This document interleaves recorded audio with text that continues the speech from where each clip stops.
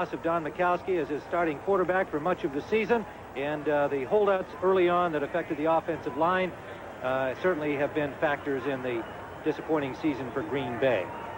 The Broncos will be receiving the football this afternoon to start this final game of the NFL season. They've won only 4 games. This man, John Elway, has been playing well the last month of the season, but it has not resulted in victories. But individually, Elway feels that he started to get it together after a disappointing start, and he marks that time to his discussion with head coach Dan Reeves about better communication between Reeves and the quarterbacks and the involvement of the quarterbacks in the offensive planning earlier in the week. Chris Jackie will kick it off for the Packers to our left in white. The Broncos with a sellout crowd, at least in terms of seats sold, of 76,000. Take it from the 10-yard line, where it is Blake Ezor, a rookie from Michigan State, to the 29.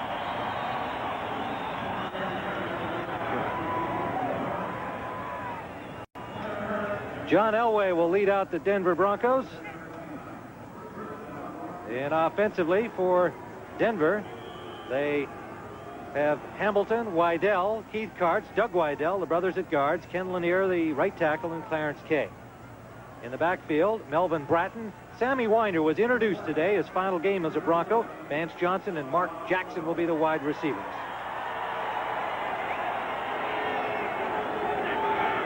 Dan Winder is in there at tailback on this opening play, and he has the ball. Sammy Winder gets about 6 out the right side. An enthusiastic response from the crowd. Sammy Winder's 9th year from southern Mississippi.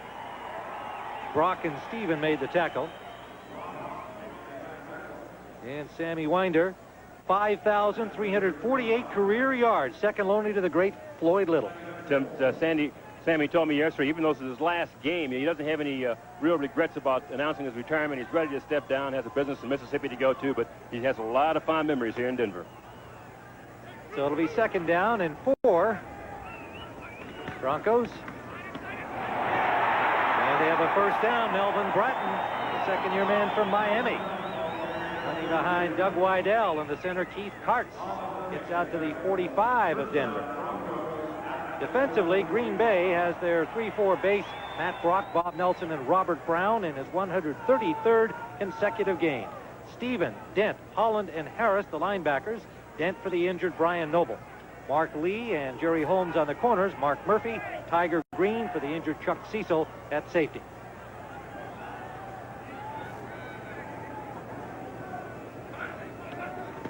In motion, Shannon Sharp for the Broncos.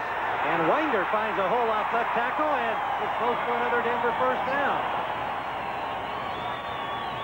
Sammy Winder down to the Green Bay 46-yard line. Holmes and Tiger Green made the stop.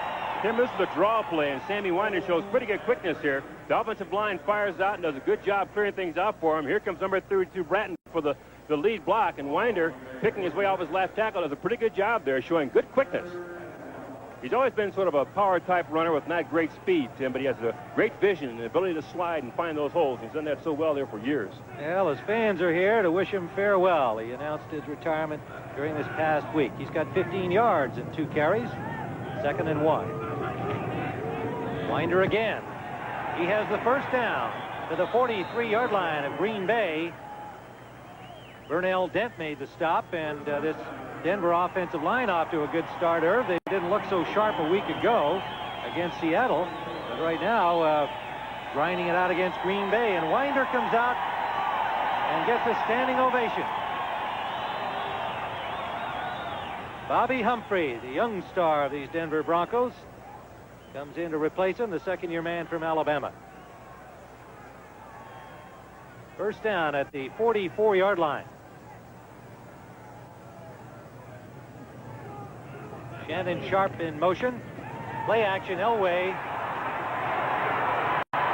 goes to the deep man, and it's overthrown, intended for the tight end Clarence Kay.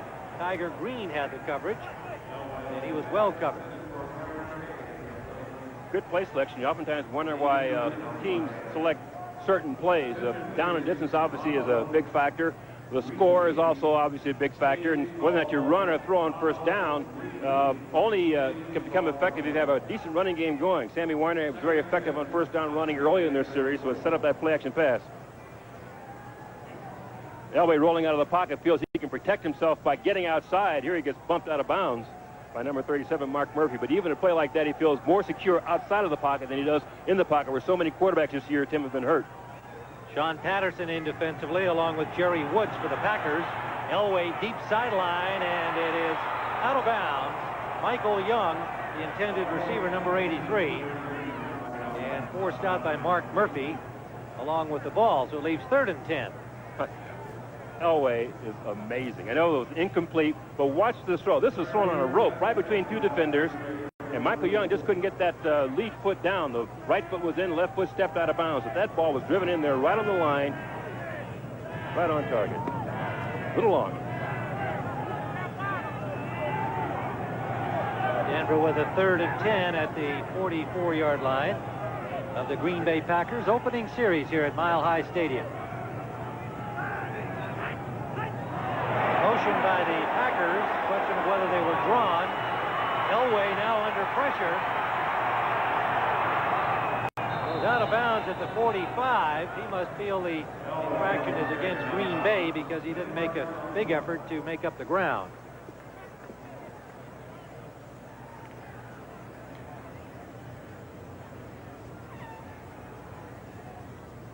See what the infraction is. Our referee today is Jerry Seaman.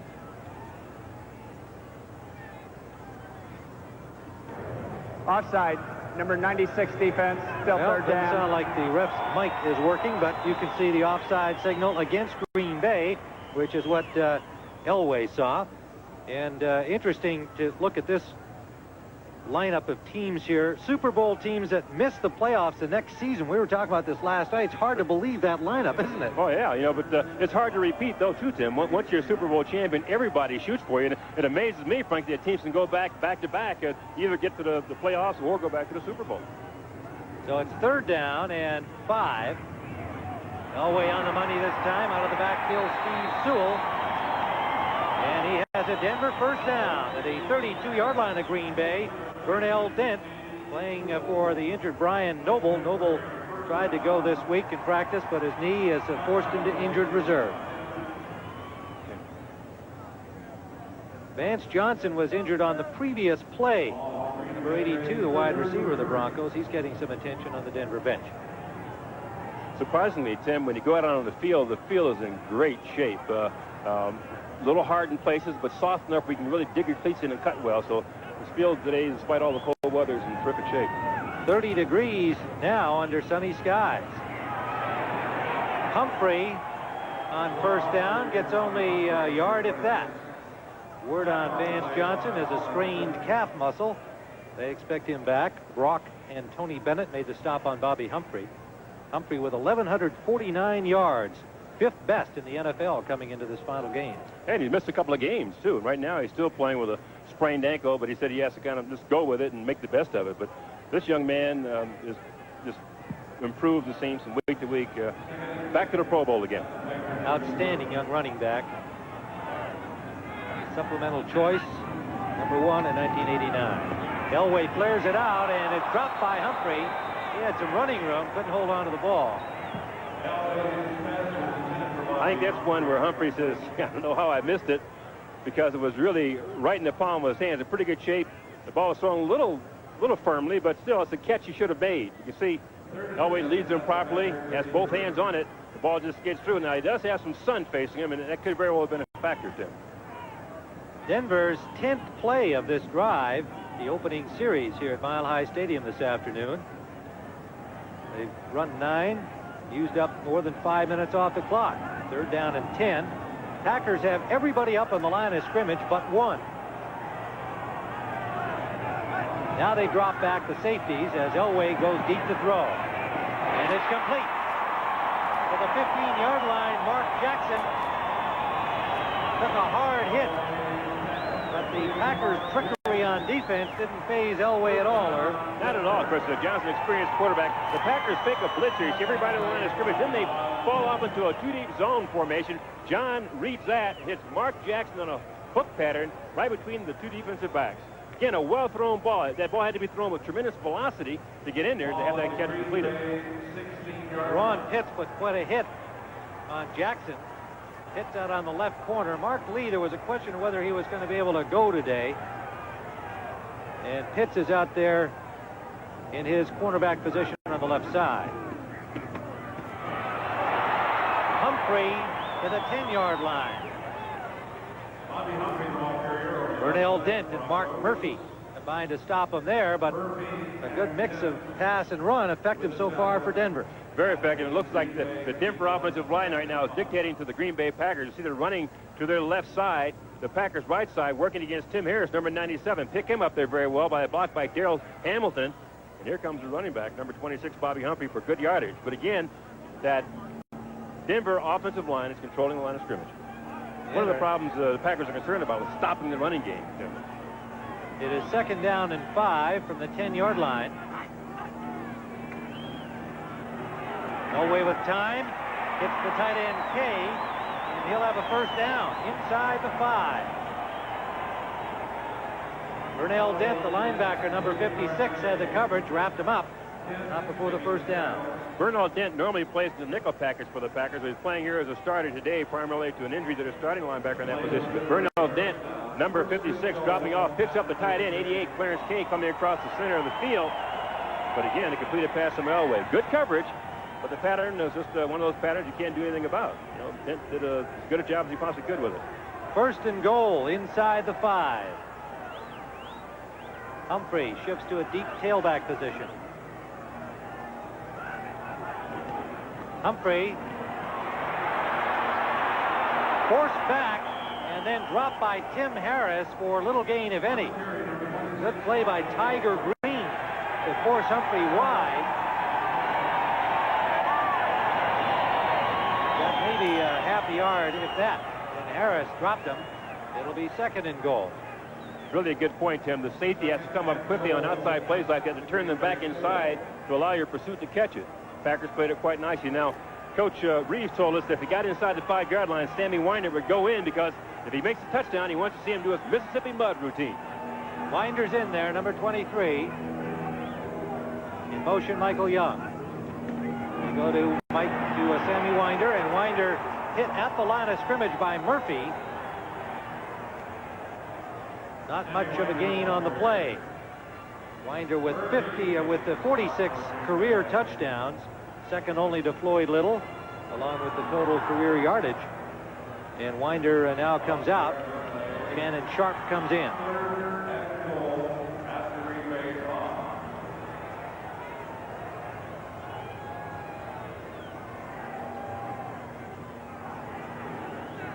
Humphrey will be the tailback. Elway with a word for him. Patterson and Hall come in defensively to load up on the Packer defensive front. Elway throwing the fade to Young, overthrows everybody. Shannon Sharp was wide open alone in the end zone. And he looked back at Elway saying, hey, look at me. Well, I think Elway had his mind made up before the ball was snapped. He's going to run that fade pattern deep to Michael Young. He right away took the ball, took one step, and laid it up there without even checking the secondary that closely. But that's right, he had a man open. The Packers, who let Denver march it down the field and take about 6 minutes off the clock, tighten up inside the 5, and now the Broncos will try for the field goal. David Treadwell from the 12-yard line. A 22-yard kick. And it is good. So the Denver Broncos open the scoring here on their first offensive series. Treadwell, a 22-yard field goal. 24 of 33 on the season now for the rail-thin place kicker of the Broncos. Well, we are a late afternoon game in NFL activity. Some of the finals coming in now from around the league. Atlanta defeating Dallas 26-7. The Cowboys, had they won, would have clinched a playoff spot. However, they can still get in if New Orleans loses tomorrow night to the Los Angeles Rams at the Superdome. Cincinnati over Cleveland 21-14, a little more complex situation in the AFC Central. We'll come back to that. Miami defeated Indianapolis, and Washington over Buffalo today 29-7. The Giants outlasted New England 13-10, and San Francisco over Minnesota 20-17, still in the fourth quarter. Detroit and Seattle just underway, as we are here in Denver. San Diego likewise up a field goal on the Raiders. And the Jets in Tampa Bay scoreless first quarter. Tim, that game in Washington where the Redskins soundly defeated the Buffalo Bills is a very important game for Washington. Of course, they wanted the home field advantage in the playoffs. They have to play the Eagles there, but they're going to go on the road to play the Eagles next week in Philadelphia. But Joe Gibbs has been telling his team all week long, we have to get back in the groove, and they made a statement today. Treadwell's kickoff comes out short, taken by Workman at the 14, and he gets out to the 28-yard line of Green Bay, stopped by Jeff Mills, a recently acquired linebacker seeing action on the special teams. Anthony Dilweg for the injured Don Mikowski, and indeed Dilweg himself missed last week's game with injury. Has a sore arch, and he'll have this line in front of him: Rutgers Ard, Kempen, Hallstrom, Mandarich, and Ed West. Running backs are Keith Woodside and Michael Haddix. The wide receivers Perry Kemp and Sterling Sharp. Sharp bothered with slightly fractured ribs, very sore, but he's out there to start. His brother Shannon on the other side of the ball today. Big hole for Woodside. First down, Green Bay to the 44-yard line of the pack. What an impressive opening run, Tim, from the I formation. The Packers, who are basically a passing team, start out strong in this game with a pretty good run. Again, the guards, Billy Ard, Ron Halston picking up good blocks over the center of James Campen. And here comes Keith Woodside right up the middle for a substantial game before he's finally knocked down by Steve Atwater. Wyman, Henderson, and Atwater combining to stop him, but a 15-yard gain. First down, Green Bay. Kemp in the slot right. One setback is Haddix. Nowhere. They lose a half a yard on the play. Michael Brooks, the linebacker, number 56. And the defensive end, Warren Powers, number 91 on the stop. The big move the Broncos made this year is moving their linebackers inside, Michael Brooks inside, and Mecklenburg inside, to stop running plays like that. Well, we'd like to welcome those of you who have been watching San Francisco defeat the Vikings 20-17 to our game here in Denver at Mile High Stadium, where the Denver Broncos lead Green Bay 3-0, scoring on their opening drive. A David Treadwell 22-yard field goal. Tim Ryan with Herb Cross bringing you the action. And this is Darrell Thompson. And Thompson all the way down to the 28-yard line of the Broncos, where Steve Atwater forces him out of bounds. Tim, you can be sure that Lindy Infante is smiling right now, because this young man was the first top pick for the Green Bay Packers this year. They had big hopes for him. He started slowly, frankly, but right now he's running the ball, he said, instinctively. When he first came to the Packers in training camp, he was trying to learn the offense, wasn't quite secure in running the ball, but now he said, the heck with all that, I'm going to let my natural ability take over, and look at that. 28 yards worth of natural ability for Darrell Thompson, the number 2 pick out of Minnesota. And Tony Bennett, the linebacker, they're also very high on. First down, Packers. Thompson goes for about 4. Ray Cragen tripped him up. Let's look at the Broncos defensively. Powers and Ron Holmes on the ends. Greg Cragen is the nose man. The linebackers, Lucas, Mecklenburg back inside where he's happy. Michael Brooks there with him. Simon Fletcher, the sack master, out on the right. Robbins and Wyman Henderson are the cornerbacks. Dennis Smith headed to the Pro Bowl along with his safety teammate Steve Atwater. A 3-yard gain, 2nd and 7. Jackie Harris comes in to make a double tight end for the Packers with Ed West, and it's Thompson again inside the 20-yard line. Holmes and Brooks made the stop. Vance Johnson, strained calf muscle. You see they've got that wrapped up, and we'll wait and see whether he gets back into the game. Here's the man that the Packers really miss. Mikowski, Don Mikowski, a starting quarterback who's had surgery on his right arm, November 18th, and it just kills him to stand on the sidelines. He's such a competitor, it just drives him nuts. 3rd and 3, Herman Fontenot in the game. Dillwig goes to the shotgun. The crowd trying to arouse the defense. Dillwig off the mark, intended for Sterling Sharp. A little too high and hard for Sterling Sharp. And that'll bring the field goal unit on the field, Chris Jackie. Got a trip formation to the left side, and Sterling Sharp is covered one-on-one on the short side of the field, and Dillwig just overthrew that ball. But I asked Sterling, if you're hurt, you've got bad ribs, why would you play? He said, Irv, if I start 16 games, it's worth a lot of money to me. So he's in the starting lineup because he wants to keep that starting lineup streak intact. This is a business, after all. Chris Jackie will attempt the 27-yard field goal, and it is good. So we have a tie football game, a 37-yard field goal, pardon me. And we have a tie game here at Mile High Stadium. Green Bay 3 and Denver 3. Yes, it's as pretty as it looks here, 30 above. Yesterday, however, 7 below zero with a wind chill factor of -30. And here's what happened in a part of the stadium. Some pipes broke in some of the washrooms, and look at that ice. Well, they were worried about what would happen today. They didn't expect these warmer temperatures. In came the Porta-Johns, and fortunately, things turned out a little better here today weather-wise. It's 30 above, but the folks here at Mile High Stadium were providing for their customers the important amenities. Loose ball, bobbled by Ezor, but covered by the Broncos at the 14-yard line. Blake Ezor muffed the kickoff, got help from a friend. It was Melvin Bratton, number 32, who dove on the loose ball. 2 minutes, 8 seconds left to go here in the first quarter. Each team has scored on their opening series. And we have a timeout on the field. We'll be back tied at 3. Denver, where it is 30 degrees above under bright blue sunny skies.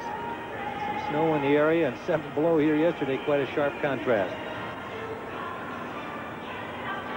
Steve Atwater headed to the Pro Bowl, watching now as his offense tries to get it cranked up again. They scored on their opening series with a field goal by Treadwell. Elway is 3 of 7 passing. He'll start from the 18-yard line.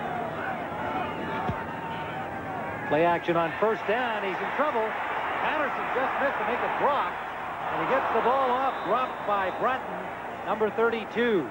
Matt Brock nearly had Elway for a deep loss. He's really elusive, though, Tim. Elway and Cunningham have the ability to make a lot of linemen miss because they're pretty agile people. In this case, Elway happens to be a big, strong quarterback. Watch this after he fakes the run, rolls back, and number 62, Matt Brock, has a beat on him, grabs his jersey, but he can't quite hang on, and John just shakes him off and tries to make something out of it and can't quite come up with it. But he told me that he's more involved in the game planning, Tim, Elway, on passing plays only. The Monday and Thursday meet with the coaches and try to develop their pass offense. He's very comfortable with it, and as a result, he's having more flexibility in throwing the ball. 2nd and 10 for the Broncos. A blitz, and Elway forced to throw it early, and the Packers saying, hey, he threw it away because he was being pursued by Tony Bennett, the number 1 pick. Tony Bennett was there along with number 97, Tim Harris, who's also putting heat on it. And watch Elway again going back to the pocket. The Packers run a little stun here. Tony Bennett coming behind the nose tackle. Bob Nelson comes through scot-free. Elway just throws it away. It's an incomplete pass.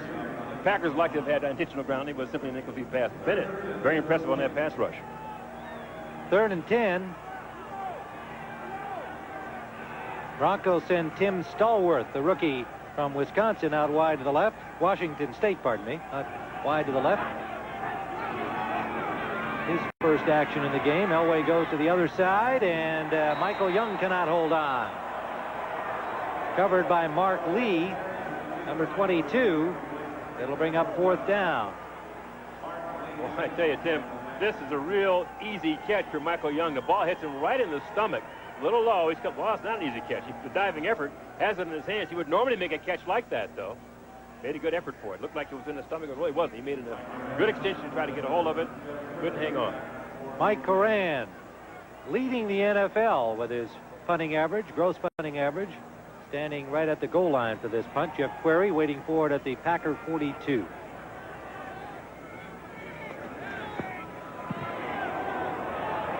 Horan just got it away. It's a towering punt.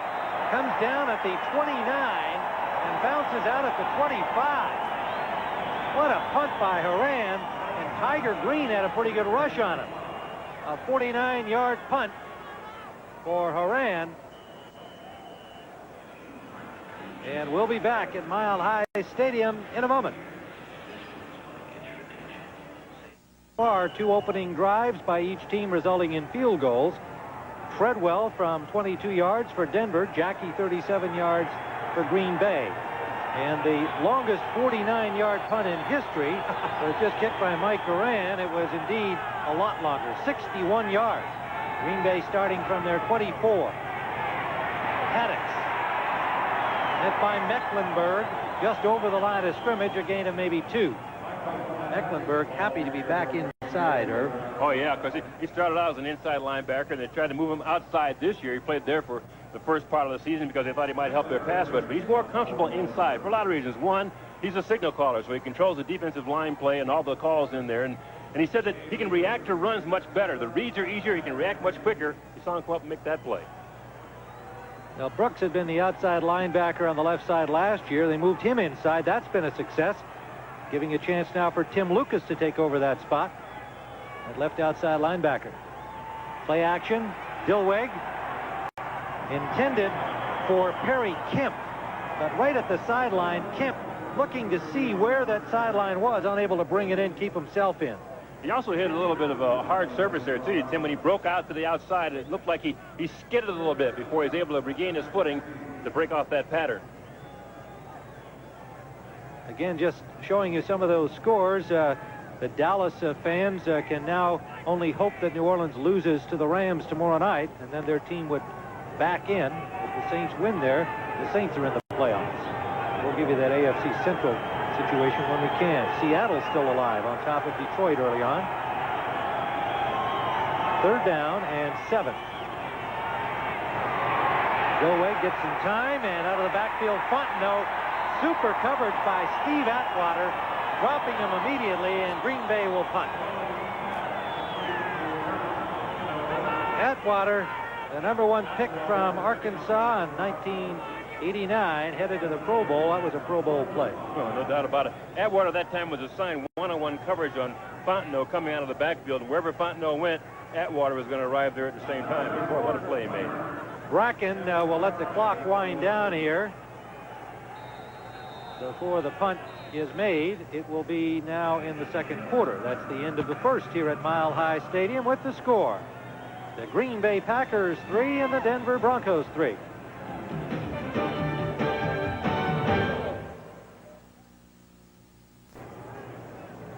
Monday at 2:30 Eastern, CBS Sports coverage of college football continues with the John Hancock Bowl, Southern Cal and Michigan State in El Paso.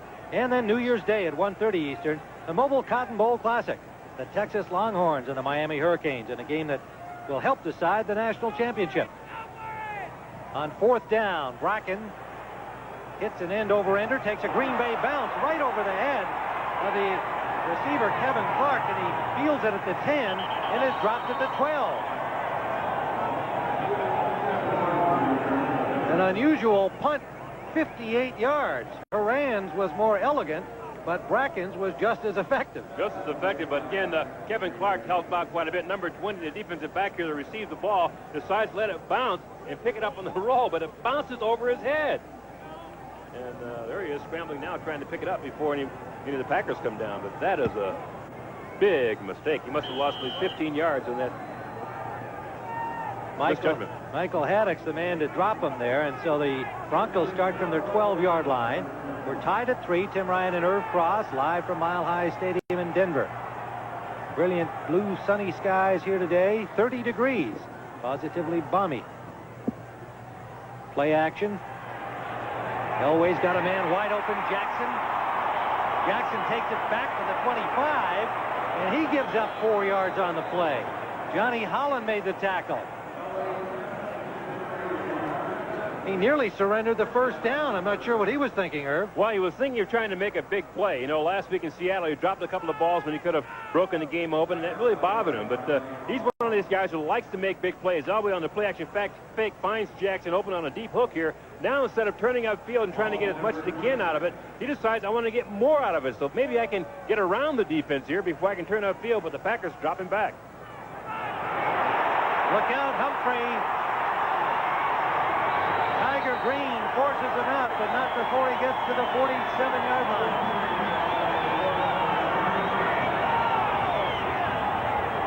I think Tiger Green, Tim, just learned how strong Bobby Humphrey is. If you're going to get him out, you better hit him. You're not going to do it by tackling him high. Humphrey taking the ball off his right tackle, breaks open the open field here, and now it's a foot race between number 23, Tiger Green, and Humphrey. Green, thinking he can control him, really can't until he finally forces him to the sideline. But again, Humphrey has tremendous power. I mean, he's not a fullback type back, although he's not that big, but he has great strength, and you better really hit him soundly if you're going to knock him off his feet. Another fine year for Humphrey. 1,000-yarder.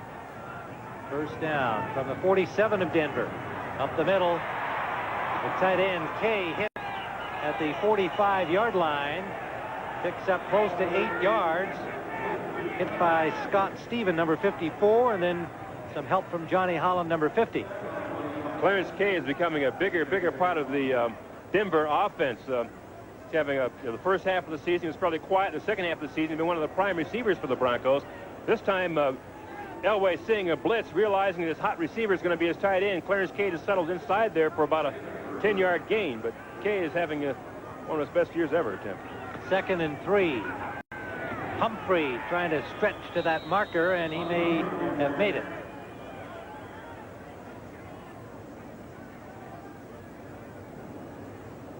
And it looks like it'll be a Denver first down, but they're going to call in the chain gang. Harris and Nelson made the stop. Bobby Humphrey, the 5th-ranked rusher in the NFL, and you can see these first 5 games before he injured his ankle was averaging 114 yards a game. The last 9, 65. That would be considered pretty good, even with a good ankle. But there has been a difference. You can imagine what his productivity might have been. Well, the key here, though, Tim, even though he wasn't as effective in the second half of the year, he was still averaging 4 yards a carry. Now, that's pretty productive for any running back. He is going to be a good one for a long time. Bryce Popp comes in to replace Burnell Dent on first down. The Broncos first down at the Green Bay 42. Shannon Sharp, Sterling's brother, goes in motion. And on first down, Melvin Bratton is met right at the line of scrimmage, got maybe a yard. Stacked up by the noseman Nelson and Tim Harris. The linebacker coming up, number 97. Tony Bennett comes in for Johnny Holland now. Hank Fuller, the defensive coordinator of the Packers, using several linebackers in the early going here. We're just underway in the second quarter. 2nd and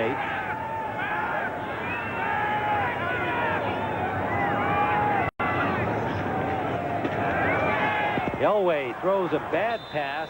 Had some pressure, but was trying to hit Shannon Sharp in a hurry and just threw it into the dirt. A flag on the play. I don't know if that was a bad pass, Tim, or if he's just trying to get it out of there, because everybody was pretty well covered, and he just threw the ball away to try to prevent perhaps being sacked. But looked like a bad pass to me. Well, it was a bad pass. Okay, it was a bad pass, but I think sometimes you just throw it away. Illegal hands to the face. Number 67 offense. Still 2nd down. Well, the illegal hands to the face penalty goes to Doug Wydell, the right guard out of Boston College. He and his brother David, starting guard pair. Only the 6th time that's occurred. Brothers paired together on the same team in NFL history. Dave Wydell getting a chance coming over from Dallas after Jim Jariga went on injured reserve. 6 defensive backs in now on 2nd and 20. A little early motion by the Packers. Elway dumps it off to Steve Sewell. And it looked like Sean Patterson might have jumped early. Sewell got it out to the 40-yard line of Green Bay, which still leave 3rd and about 9. Let's see what the decision will be here. Now the penalty is against Denver. Boy, 2 consecutive penalties.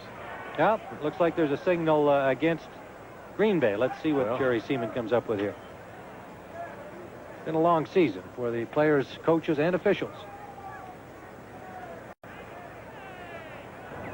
Offside, number 96 defense, still second down. Well, that's the way we saw it. Sean Patterson. Sean Patterson's the man right here who jumps off sides just prematurely. There he goes. A little anxious.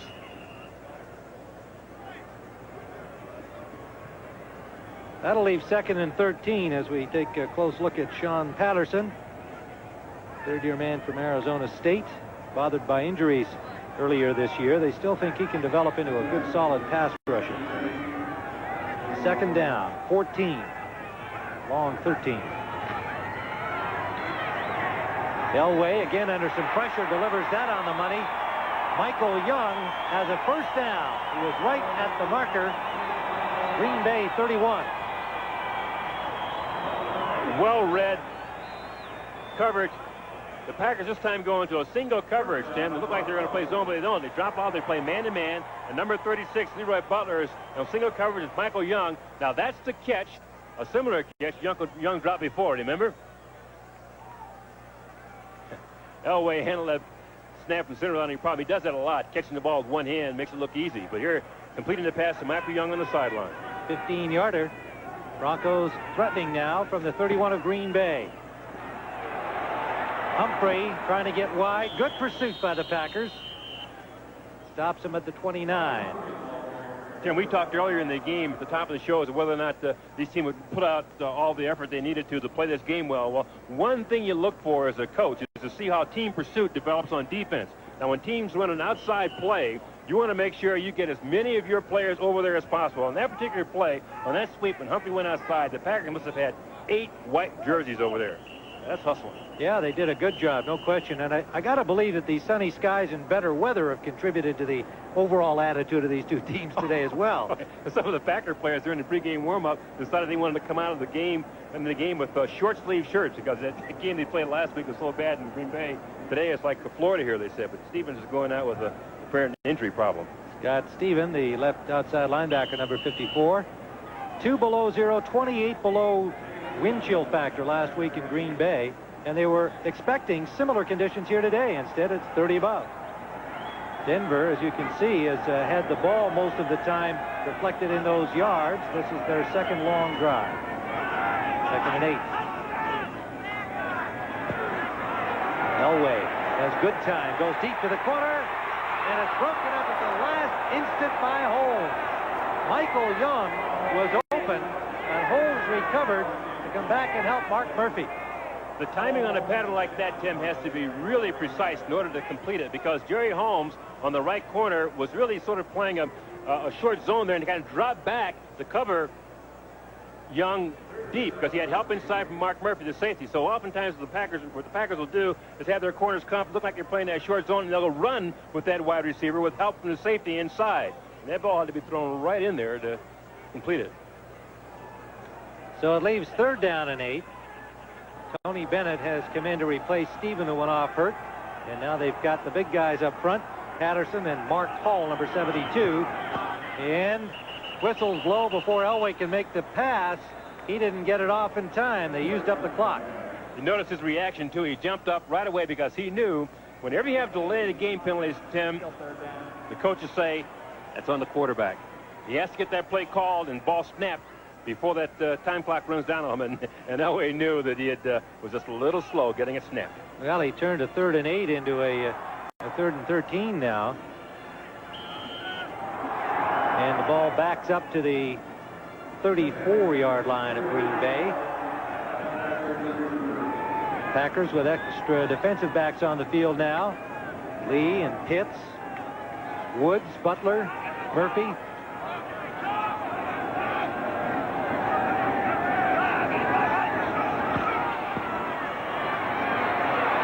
Elway trying to find an open man, just fires it up for grabs, and it was nearly grabbed by somebody other than an orange shirt.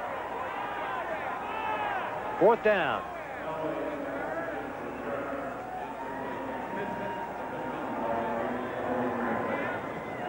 Elway under pressure, Tim, trying to find somebody open up field. He wants to go to number 80, Jackson. And he's open temporarily, but the ball is, gee, I don't know. Packer secondary recovered quickly for it. I think when Harris was in his face, he just kind of threw it up there, hoping one of his guys had come down with it. Mike Horan looking into the sun, standing right at midfield on the 50-yard line. Angling for the corner. And does a nice job. They're going to mark it probably inside the 10. Well, not quite. Let's see where they... Yes, it's the 11-yard line. And the Packers will start from there when we return.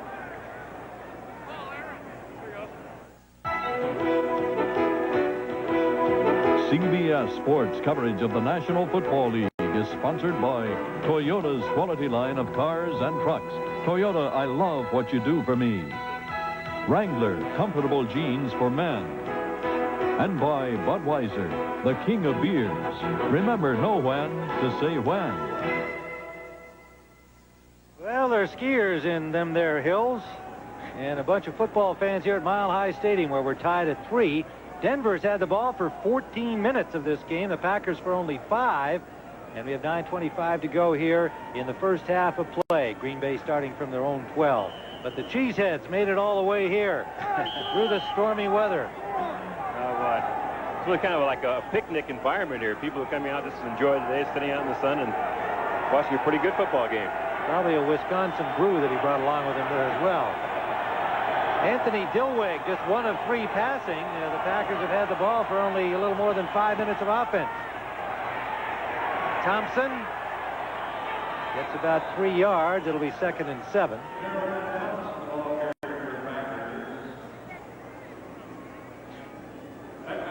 Yeah, just a quick look at the scoreboard from action earlier. Atlanta defeating Dallas. It means that Dallas now needs the Saints to lose tomorrow night to get in.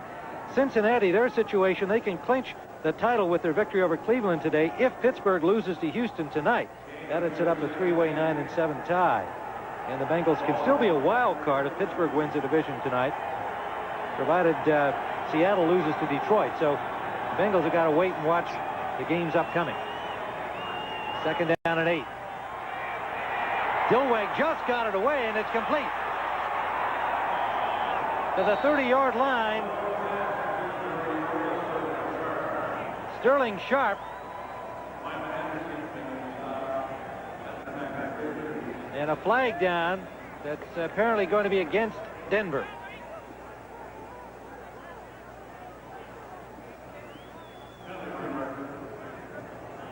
Dilweg considering the options with Jerry Seaman. We have a face mask on a 5-yard penalty only, number 91 defense. That'll be a penalty if he declines. We have a completed pass. First down. Warren Powers grasping the face mask. Tim, this is a pretty big completion because of Sterling Sharp's first catch. That makes it his 39th consecutive catch going right now, and that means something to him because he had a little bonus clause going if he keeps the consecutive streak going. And now here's Dilweg throwing under tremendous pressure, getting that ball away nicely before he's knocked down by Warren Powers. So they turned down the 5, took the gain, and have a first down at the 30. Slot formation right. Thompson, not much to make it Woodside, number 33. Hit behind the line of scrimmage. Loss on the play, maybe 2 yards. Here's the man who was walking with 2 different types of shoes, 2 different sizes anyway. His left foot is one that's injured. Is a 12.5 shoe because he's got a special brace in there to help support that injured arch. His normal shoe on the right side is just size 10, but yeah, he's pretty well balanced though. Dilweg for the injured Don Mikowski and had to miss last week's game because of that arch injury. Blair Keel did a good job against Detroit, except for an interception at the end that may have given them victory. Dilweg hit just as he released the ball, and it is recovered by Denver. Ron Holmes has the ball. The hit came from Simon Fletcher, and they are ruling it a Denver recovery, meaning that he didn't get the arm forward for an incompleted pass. Broncos first down at the Green Bay 15. Tim, the man to watch here is number 73, Simon Fletcher. He's coming in from the top side of your screen. He breaks through here, bats that ball down in pretty good shape before it's finally picked up. by Ron Holmes, it looks like. Number 90 picked it up, but Simon Fetcher was the guy who caused all the damage, putting the pressure on right away, shaking that ball out of Bill Wick's hand. So Elway and company, first down at the 15. Humphrey hit right at the line by Tim Harris, and then Harris wraps him up. Mark Murphy came in to help out. Here's a guy that hasn't been practicing much of the season for various numbers of injuries, and you can see the Packers' stat that has been their most devastating fact of the entire season. 20th fumble lost. Turnovers have killed them all year long. They're one of the worst teams in the league in a turnover ratio with a -10. Tim, they've given the ball up that many times over their opponents, and it's really caused them to be in the hole most of the season. Tony Bennett comes in at a middle linebacker spot now for Johnny Holland. 2nd and 11. Elway can't find a man. He's got some room, and it closes as he picks up about 3 yards inside the 15. Nelson and Brock made the tackle on him.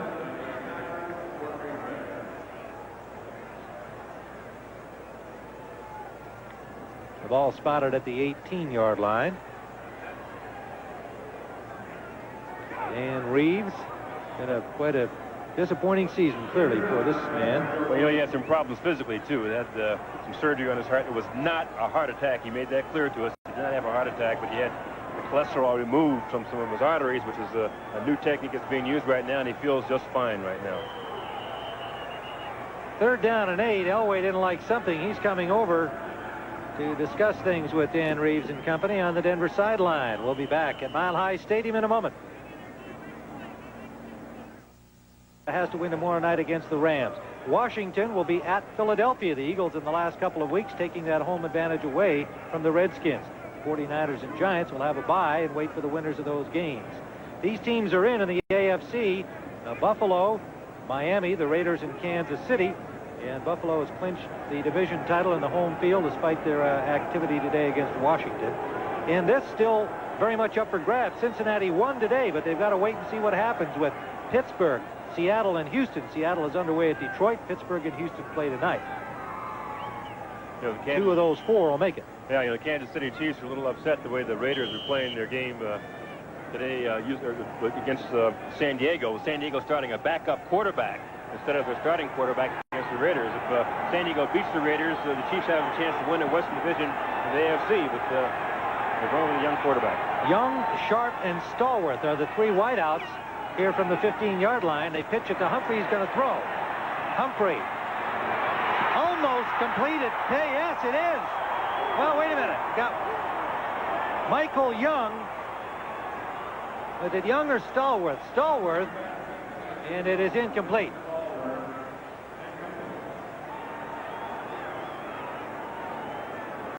Very close in the corner. Not a great-looking pass from Humphrey. Nearly turned it into a touchdown. Well, he stopped, set himself, and then the throw's up at the ball. You can see it's a wobbly thrown ball there, and Stallworth almost came down with the ball, hit him in his hands. But really, Ron Pitts did a great job here. The defensive back stripping that ball out of there. Just put his hands right between the receiver's hands, knocked it out. Treadwell will attempt the field goal. 30-yard field goal for Treadwell. And the Broncos take the lead, 6-3. Action in game 1, Purdue and Auburn, and in game 2, Georgia and Iowa. The first time regular season basketball has been nationally televised on a major network. We'll have it for you next Saturday at 1:30 Eastern here on CBS. David Treadwell has just kicked a 31-yard field goal for the Denver Broncos to give them a 6-3 lead here with 5:43 remaining first half. Wilson fielding that kickoff at the 3-yard line, has some running room. And Wilson has been consistent all year long, the rookie, with kickoff returns. Gets it out near the 34-yard line, stopped by Kerry Porter. We'll be back at Mile High in a moment. Afternoon, temperatures 30 above, and much different from just yesterday here in Denver, where it was 7 below zero. 5:32 to go, second quarter. Tim Ryan and Irv Frost watching the Denver Broncos with a 6-3 lead over the Green Bay Packers. A good return by rookie Charles Wilson for the Pack. as a first down at the 33-yard line. Rich Moran in at left guard for Green Bay, replacing Billy Yard. Dilweg, play action, sets up a screen to Haddix. A lot of room. Michael Haddix dives inside the 40 of Denver, tripped up by Atwater. And here's a guy you got to cheer for, Irv.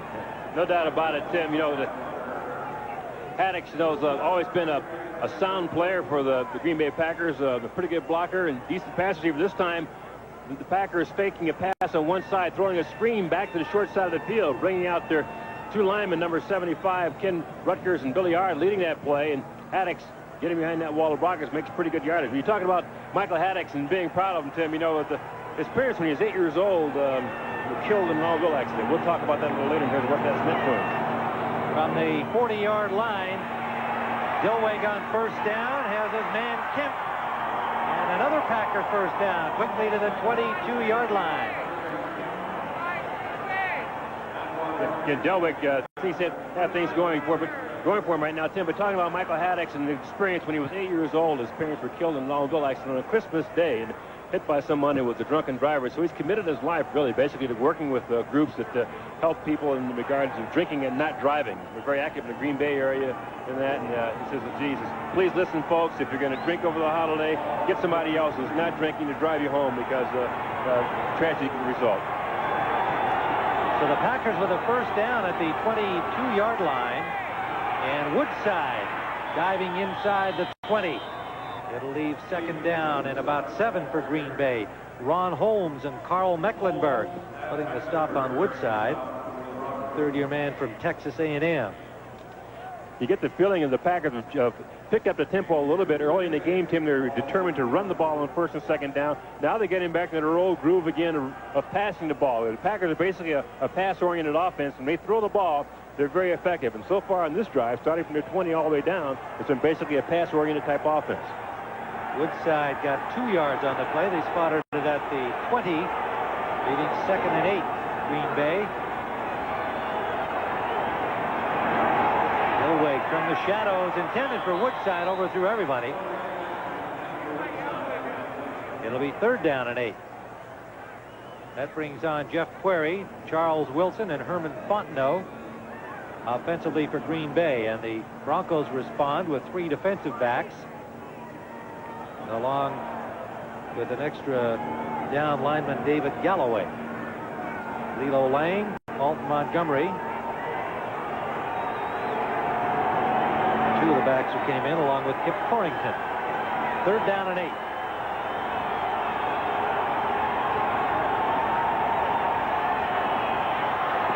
Dilweg finds Sterling Sharp. Sharp takes it in near the 5-yard line. Pounded on there by the safeties Smith and Atwater. Good recovery by Dilweg here. Real good recovery, because the snapper, he has a little trouble handling the ball, Tim. Watch this. Bobbles a little bit, but he keeps his eye on the ball. This is a sort of like a delay pattern where the receiver on the outside delays a second or so before coming back inside on a slant. Sterling Sharp comes in there before he's nailed by both Atwater and Smith. But boy, I tell you, you run a pattern like that as a wide receiver, you know full well when you catch the ball, you're going to have quite a collision with those safeties. Kemp in motion behind the ball. Darrell Thompson nowhere. Broncos drive him back, led by Cragen, the nose man, and Mecklenburg, the linebacker. Michael Brooks there with him.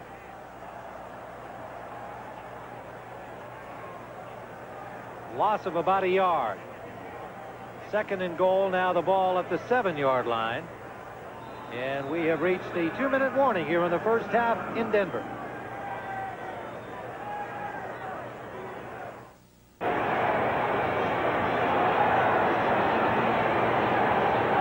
Yes, that's ice indeed.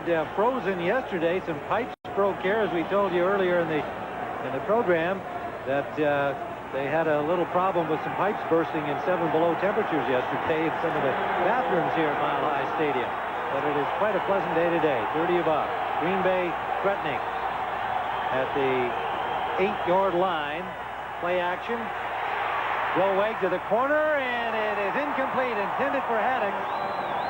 Did not hold on, and Ron Holmes had the charge on Delweg. I tell you, though, Tim, the man to credit on that, though, is number 59, the linebacker, Tim Lewis, because this is a very difficult play for a linebacker to pick up, fake run. You have to honor that and then pick up that back coming out of there as a pass receiver. Lucas did an excellent job not going for that run fake. Terrific defense. Delweg now 5 of 9 passing for 79 yards. He's got a 3rd and goal at the 8-yard line. The second-year man from Duke goes to the shotgun. 4 wide receivers. And it is tipped, intended for an open receiver, Wilson. It was Randy Robbins who got a hand on it. That play was open. Well, you always talk about this game being a game of inches, and this is what coaches mean by it. Tim Delweg going inside, trying to catch his receiver on a crossing pattern. The ball is barely tipped, but tipped enough by Randy Robbins to cause an incomplete pass. And Jeff Query thought, oh, my goodness. Or Charlie Wilson thought it would have been 6. Jackie will attempt the field goal from the 15-yard line. Bracken holding. And his 25-yard attempt is good. So we have a tie football game here in the first half of play at 6. This is the play the Packers almost came up with. Delweg, having good protection from his offensive line up front, tries to hit Charlie Wilson on a crossing pattern, but number 48, Randy Robbins, does a terrific job of extending his body to knock that ball away. Big play. Robbins was a safety, had to go out to the corner when Tyrone Braxton went down earlier in the season. He's done a good job.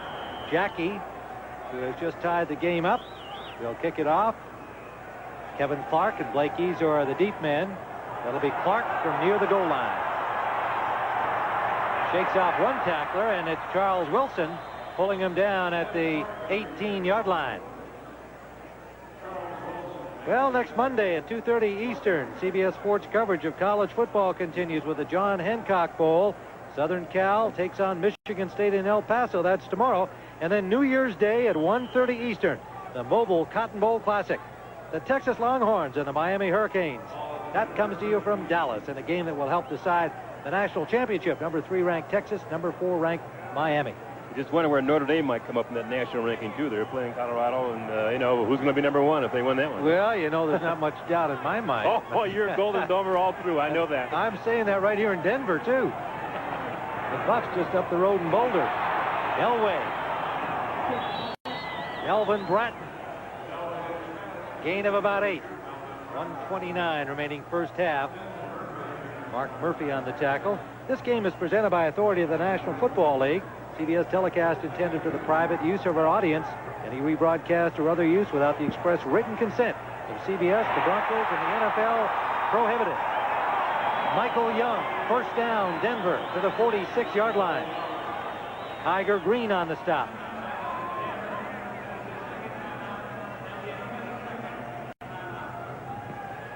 Well, Elway is quietly moving this team upfield. They hit midfield now. That last completion to Michael Young. Again, the Packers in their prevent defense with 6 defensive backs in the field. Elway trying to find an opening somewhere in the zones. Finds Young, who hooks up inside in a deep hook right between the linebackers and deep backs for a big completion. 20-yard gain and a first down at the Denver 46. Lots of time left. 1:09 to go first half. Coming up at halftime, Greg Gumbel and Terry Bradshaw will have all of the scores, highlights, and latest information from around the league. The playoff picture coming right down to this final weekend, as everyone expected. The extra wild cards providing added interest to the NFL cities. And as usual, right down to the wire. So Greg and Terry will update you to the very moment. 1:09 to play here. First half at Mile High Stadium.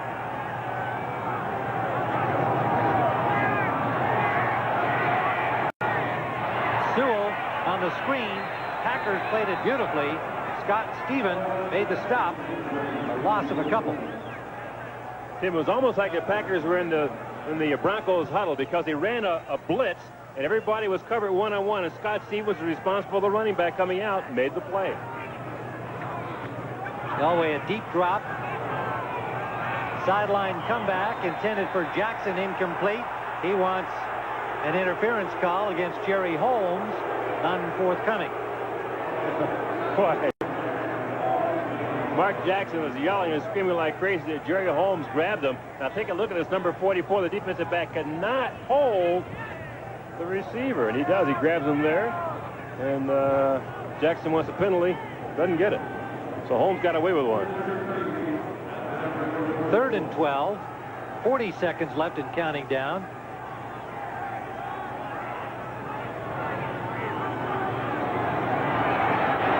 Elway eludes Harris. Brock in pursuit, and he takes it out of bounds at the 45, unhappily, not finding a man downfield. 31 seconds on the clock, and a Packer is down back near where they nearly caught Elway. Boy, it might be Tim Harris. It is. Tim Harris is the man that put the pressure on. Remember, he had a groin injury coming into this game. He's been hampered with injuries all year long. He hasn't been able to work out during the week. Matt Brock, number 62, putting heat on Elway, forcing him out of bounds. But with Tim Harris on the ground right now, I'm sure the Packers are really, really concerned because he's been hampered with injuries all year long, Tim. As a matter of fact, Hank Bulla, the defensive coordinator for the Packers, was pretty outspoken this week about whether or not Tim Harris would get any better because he hasn't been able to practice. He said, you got to practice to get better, and Tim for the last 4 or 5 weeks has been nursing injuries during the week and only playing on Sunday, and right now he seems to be having a problem. I think he collided with a teammate here that caused this injury. May have been Sean Patterson, and you can see them kind of feeling around his rib area there in his midsection. Well, that's probably better than trying to fool around with the groin. You can see number 97, Tim Harris, on the left side of your screen, coming upfield, beats the offensive lineman, number 76, Ken Lanier. Now, there he is, takes a swipe at Elway, misses, and you can see underneath Patterson. Sean Patterson is his teammate he ran into, and it looked like Patterson's helmet hit him right in the midsection. So it may just be the old wind knocked out as we take a look at the scoring summary thus far in this game. Treadwell opened it on the opening series of the football game with a field goal. Packers went the other way, got a 37-yarder from Jackie, and then Treadwell in the second quarter for a 6-3 Denver lead, and Jackie right back to tie it at 6.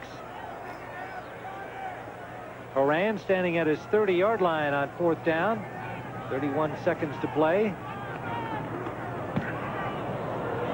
And another fine kick from Mike Horan. Query lets it bounce into the end zone wisely. And Green Bay will have a final shot with 18 seconds to play in the first half. A 55-yard punt for the NFL's leading punter. Harris apparently all right. Yeah, he's talking. He seems to be well under control. Well, I would guess, as you said, Tim, he probably just had the wind knocked out of him when Patterson's helmet hit him in the midsection.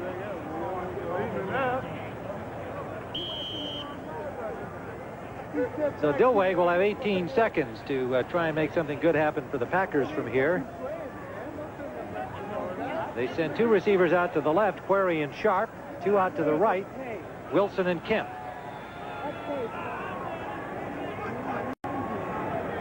And they run it. Fontenot gets about 5 and gets it to the 15. And the Packers are going to say that's enough. We'll take the tie into the locker room.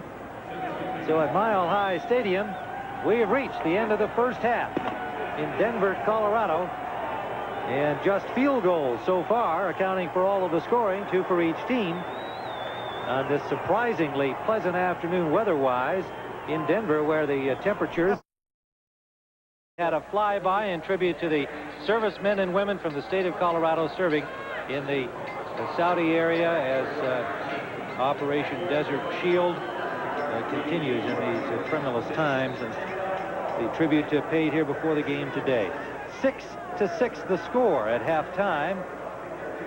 We're back with live pictures now. Tim Ryan and Irv Cross, and 4 field goals have been the only scoring so far. And Irv, the offense is both moving the ball effectively until they got into that so-called red zone range inside the 20, and then having to settle for field goals. One of those coming out an opportunity after a fumble by Dilweg on a good hit by the the Broncos set up a field goal, but then Dillwig had a great opportunity to send the Pack in front. Yeah, right on the 5-yard line. He goes to Wilson, and Randy Robbins just makes an incredible play there for the Broncos to break it up. But you wonder, though, with Wilson and Sterling Sharp both in the same area, if maybe one of those receivers might have run the wrong pattern.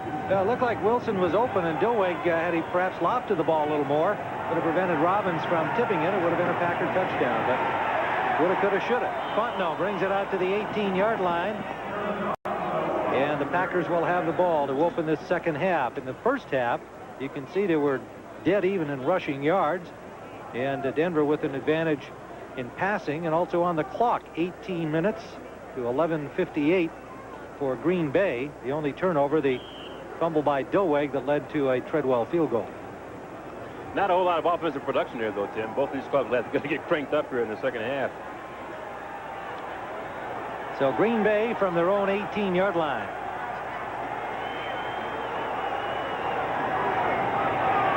Woodside. Fletcher made the stop out there, not giving him a chance to turn upfield. It'll be a gain of 2 for Green Bay, 2nd and 8. In that first half, Dillwig 5 of 10, Elway 9 of 19.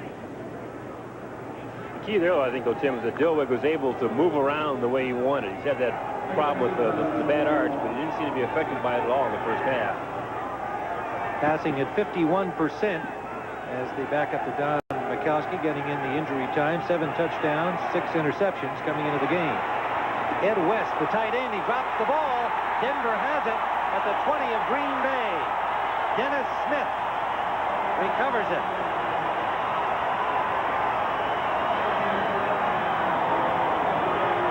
Turnovers have been the plague of the Packers all year.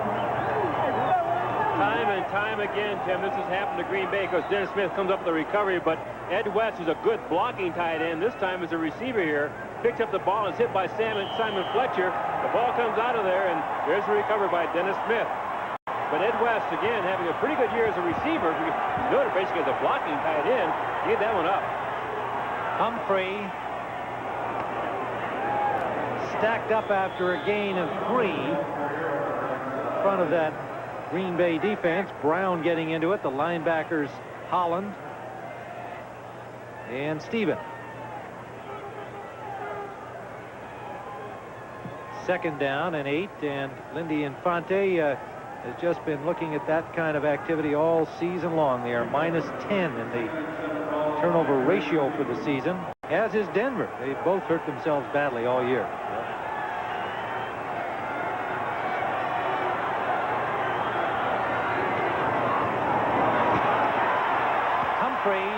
Blasts his way down to the 6-yard, make it the 11-yard line. Tiger Green and Mark Murphy are there to meet him. Tim, great running backs have unique styles and things they do. Now, Bobby Humphrey is the kind of a back who really doesn't want anybody to touch him, and most great backs are like that. Watch how he uses his free hander as he comes outside. Bang! Knock off that potential tackler. All great backs do a pretty good job of using their free hand to use that to knock off potential tacklers. Humphrey coming upfield for good yardage. The Broncos put Sammy Winder in for Humphrey as they approach scoring position. They love to see him get a touchdown. They go to Bratton, and Bratton, he bobbled the ball but fell down on top of it right at the 10-yard line. Met by Matt Brock and Bob Nelson. This is really amazing. You know, both teams are very conscious of trying to hold on to the ball because their turnover ratio is so bad. But here comes Bratton inside. It's hit. The ball bounces out of his arm. Unfortunately, he falls back on top of it. But this is almost another turnover. Again, you can see Bratton giving it up. Number 54, Steven, the guy knocked it out of there. And Bratton was lucky enough to have the ball right back on the ball. Close to the first down. They're measuring it. Bratton, who became the starter again today to get the first down, taking that spot back from Kerry Porter. Bratton's been having a problem keeping his weight in trim over the course of this season, and a local reporter watched him at a recent party just last week, and he ordered the Shrimp Alexander entree, 6 jumbo shrimp, $16.95 for an appetizer. The ladies' 24-ounce porterhouse steak for $27.95, and topped it off with a 3-pound lobster. So he's got nowhere to hold that ball, Irv. That's the problem. Did he have dessert? Here goes Humphrey. Humphrey gets to the 5-yard line. No, as a matter of fact, he declined dessert, saying loudly enough for Coach Reeves, who was there, to hear, "I have a weight problem." Oh, gee, I guess so. Bobby Humphrey again working to his left side. The defense is right side again. Watch how he maneuvers with that free hand, trying to work off tackle, can't quite find it, and then just slips outside till he finds daylight. Now he comes upfield again for positive yard. That play was really designed to go off tackle, couldn't find it, and he kept sliding outside until he found daylight. 2nd and goal from the 5-yard line. Bennett in for Holland at linebacker for Green Bay. Humphrey, touchdown.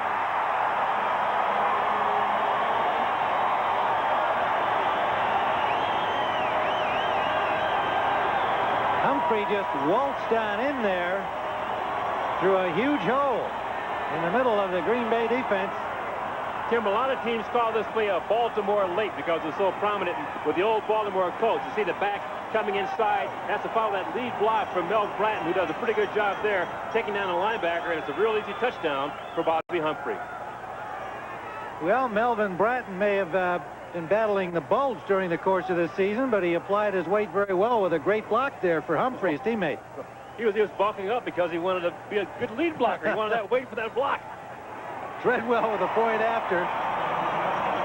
And so Humphrey has the game's first touchdown from 5 yards out, and the Denver Broncos, on the strength of it, take a 13-6 lead.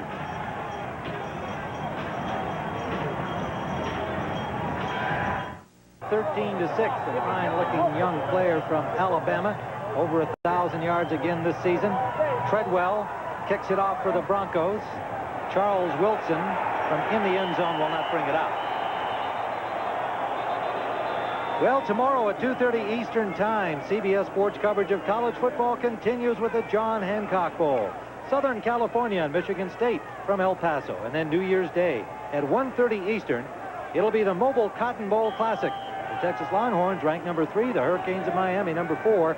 In a game that will help decide the national championship. You'll see it here at 1:30 Eastern on CBS Sports. 20 yards in 5 plays after the fumble recovery by Smith. The fumble dropped by Ed West, the tight end, setting up that go-ahead touchdown. Delweg sets up the screen to Haddix on 1st down. And he is met on the corner by Lucas. Picked up only about a yard. This is really well played by the Denver defense, though, Tim. But one of the things your linebackers do is play outside plays pretty well. Delweg going back has plenty of time to set this screen up, and it looks pretty good right here. We can see number 73, Simon Fletcher, lets him know that he's close by. But the key here then, the key for the defense, though, is to contain everything. The outside linebackers for the Broncos do a pretty good job of keeping all that offensive flow in front of them. Only a yard picked up as a result. Lucas's good work. 2nd and 9. Sterling Sharp in motion. Dilweg just got it away to Sharp, and Sharp has the 1st down. Simon Fletcher with the rush on Dilweg. Dennis Smith with the rush on Sharp after he caught it. Simon Fletcher told me yesterday I would be stunned if one guy on this team didn't give all. Look at this guy. He's been on every play. Number 73. A lot of heat there again on Dilweg. Gets the ball away at the last second. And Sterling Sharp does a smart thing with bad ribs. Step out of bounds with it, right? Absolutely. Well, he's protecting those cracked ribs, and you can't blame him there when he can't go much farther upfield, and Smith, a hard hitter, had a beat on him. Yeah. 1st down, Green Bay. 31. Dilweg on play action. Harry Kemp. And Kemp has another Green Bay 1st down. He's driven back. But his forward progress should give him the 1st down near the 44-yard line. Steve Atwater wrapped him up. Well, Atlanta over Dallas earlier today. Now the Cowboys need help tomorrow night from the Rams over the Saints to get in. Cincinnati beating Cleveland. And they need developments from the Pittsburgh-Houston game and the Seattle-Detroit game underway. Giants over New England. San Francisco edging Minnesota. A hugely disappointing year for the Vikings. 49ers looking back. Dillweg is sacked by Holmes at the 32-yard line.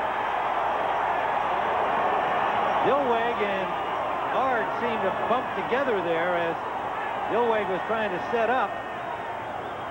Well, Tim, what happens here is that Dillweg has one of his offensive linemen pull to help him. Number 67, Billy Ard, is out there to help him as a lead blocker. But it frees Ron Holmes, who beats his man, comes to Scott Free, does everything well. Get your hands up high, obstruct the quarterback's vision, and then sack him. Boy, terrific play. Oh, yeah. Anthony Dillweg talked to us yesterday about the education this season has been, getting his chances to play when Mikowski was hurt. And as a second-year man, he feels that at least personally it's been a valuable year for him despite the Packers' record. Almost intercepted. Not a good throw from the man from Duke, intended for Fontenot. A diving attempt by Atwater. Check it, not Atwater. Leo Lang, number 21. Leo Lang. Names sound kind of odd. Great story, Tim. His mother, when he was born, couldn't decide what his name should be, so she put a bunch of names in a hat. He has an uncle named Uncle Lee. She didn't want to call him Lee, so she called him Lilo. Put the names in the hat, shook up the hat, and pulled Lilo out of the hat. So his name is Lilo Lang. So some of the players around here were kidding him and said, look, you think Lilo sounds funny? His name could have been 6 and 7 8. Great kid. Lilo. They like him, too. Yeah. He's Lee High in Dan Reeves' eyes at the moment. Yeah. Dillweg flush.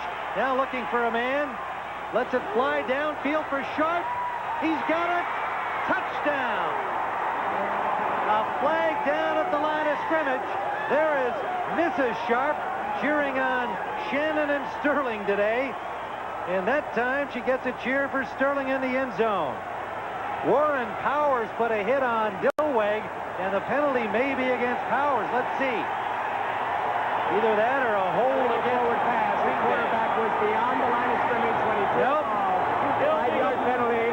Loss of down. Dillweg crossed the line of scrimmage. Sterling looks exactly like Mama, by the way. Oh, exactly. First time we saw that picture of Mrs. Sharp.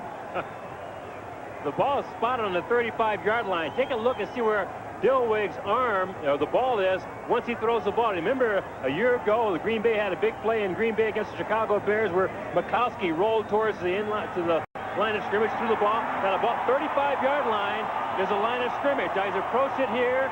Is the ball away before he crosses the 30? Oh, boy, he's over the 35. Clearly over the line of scrimmage. Illegal forward pass. Great call by the officials. So the touchdown wiped out as we see Dillweg again letting it fly. Takes a tremendous shot from Powers as he releases the ball. And the touchdown wiped out, turns into a punt.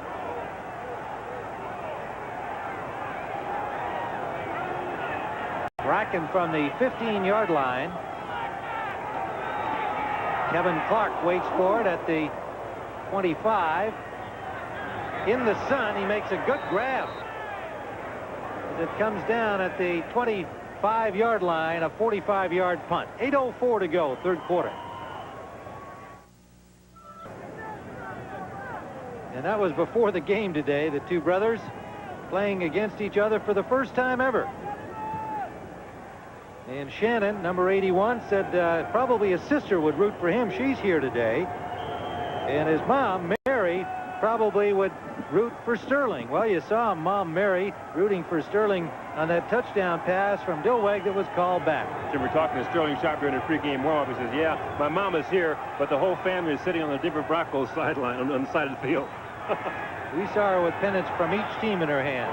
That one in and out of the hands of Jackson from Elway. A flag downfield. Jackson had a couple of drops last week against Seattle. He said he wouldn't let that bother him, though, Tim. If it happened to him his rookie year, he might have been disturbed by it, but he's been around a long time, made a lot of big plays, and expects to make big plays.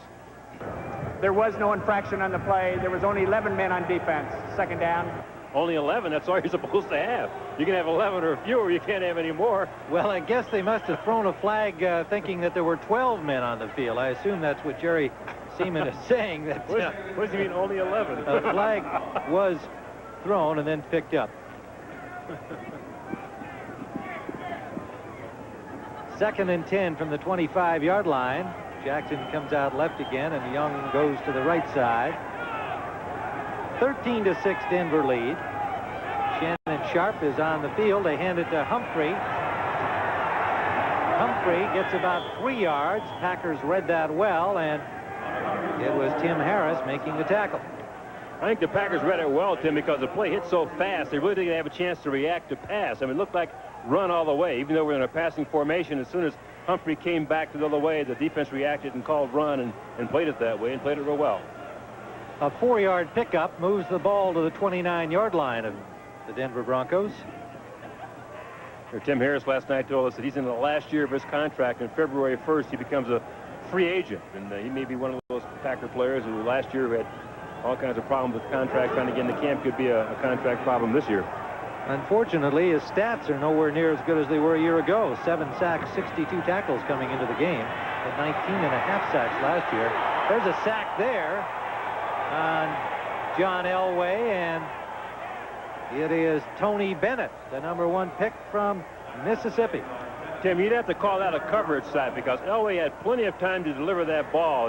There was 3 seconds, 4 seconds, 5 seconds it seemed. But watch this. His offensive line does a pretty good job of giving him time to set up the throw, but everybody's covered. Can't find an open receiver, so he waits and waits. Nothing happens, and here comes Tony Bennett. Makes the sack. However, there is a defensive holding penalty against Green Bay. Oh, boy. 6 defense. First down. Leroy Butler. Maybe that's why he couldn't find a receiver open. Butler was in the secondary holding somebody and was caught. So it's a first down, Broncos, at the 34-yard line of Denver. They lead 13-6.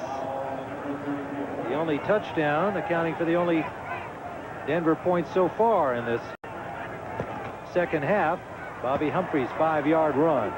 Melvin Bratton gets about 5 yards on that carry out to the 39-yard line of the Broncos. Seattle on top of Detroit. The Seahawks with a victory trying to get into the playoffs. San Diego leading the Raiders 9-7. That helps the Kansas City Chiefs playoff picture. Jets on top of Tampa Bay 13-7. Second and 5 Denver from their 39-yard line. Shadows over most of the field here now at Mile High Stadium. Temperatures will drop accordingly. Elway to Mark Jackson. First down, Broncos. To the 49 of Green Bay. Tiger Green is there with the tackle. Nicely designed pass, Tim. When the offense rolls, you'll see the defense react here. Elway, when he starts to go back and roll, you'll see the linebackers move along with him. Now that creates a hole right there. There's an alleyway he can use to drill the ball to his receiver there, Mark Jackson, who comes through on a hook pattern. Well-designed play, complete a pass.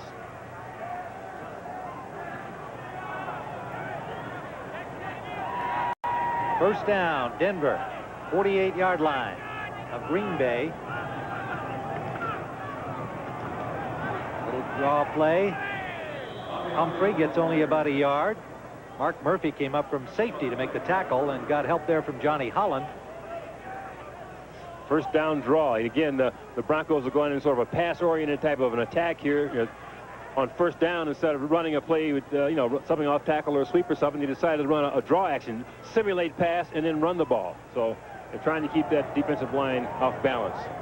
Gary Kubiak, number 8, warming up on the sidelines for Denver, maybe just trying to keep his hands warm down there, or perhaps Dan Reeves is planning on getting him in this final game. Elway, and that's complete to the tight end Kay, but a flag is down. Kay near the first down marker. Murphy on the tackle, number 37.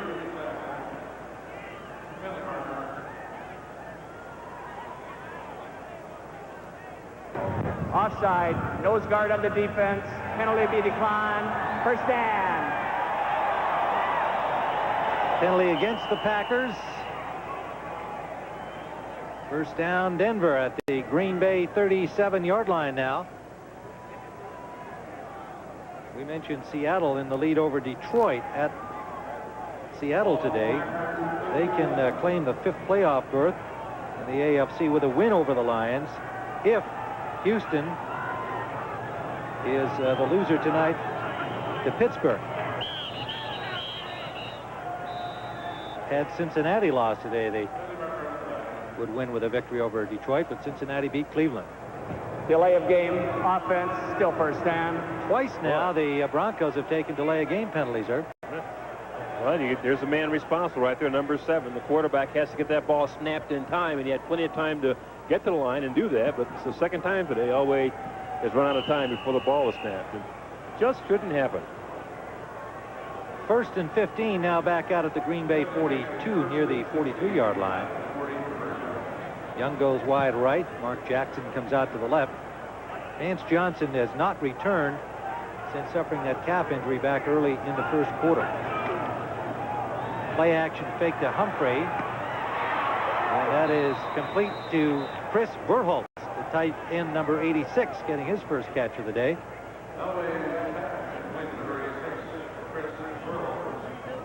And not much of a gain on the play. Well, the playoff schedule next week will look like this in the NFC. The Bears await what happens to the New Orleans Saints tomorrow night. If they beat the Rams, that's who the Bears will face at home. Washington will be at Philadelphia. The 49ers and Giants have the week off and await the winners of those 2 games. A little more complicated in the AFC, particularly in the Central Division. 2nd down, 14. Elway steps up nicely and lets it fly for Mark Jackson and overthrows everybody. You had the feeling John really forced that one, Tim, because Jackson was really well covered back there with both safeties. Didn't have much of a chance of completing that pass, and had the ball been thrown closer to the receiver, I think the defensive backs would have come up with it. Look at this again now. Elway stepping up in the pocket and just drills this thing and throws it nearly as far as he can. And you can see the safety's number 23, and you'll see the safety coming from the other side. Well, you don't see him coming to the other side. He ran through him, but both safeties are in great shape. Had the ball stayed in the field of play to pick it off. 3rd down and 14.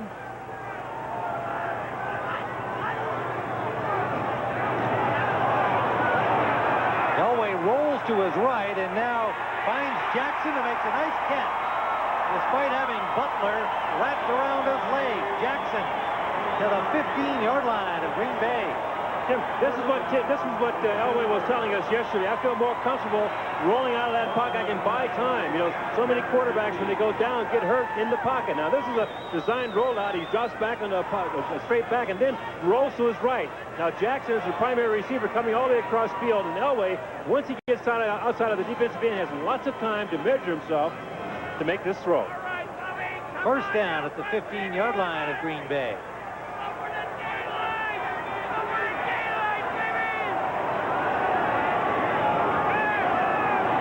Deep drop from Elway, hits Jackson again, touchdown.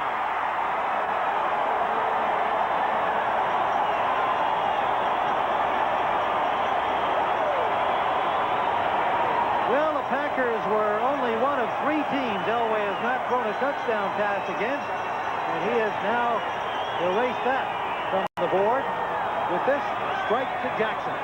Mark Jackson on a crossing pattern. Again, the Packers going into a zone coverage, dropping him, letting a linebacker pick him up, and Elway hit him right between the linebackers and defensive backs for the touchdown.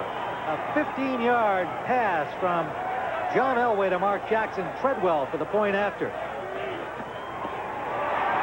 And it is good. So the Denver Broncos now lead the Green Bay Packers 20-6. 2:10 left in the 3rd quarter.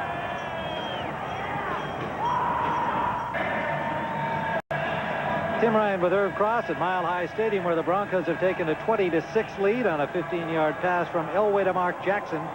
75 yards and 10 plays for the score. Wilson, the deep man, waiting for Treadwell's kickoff.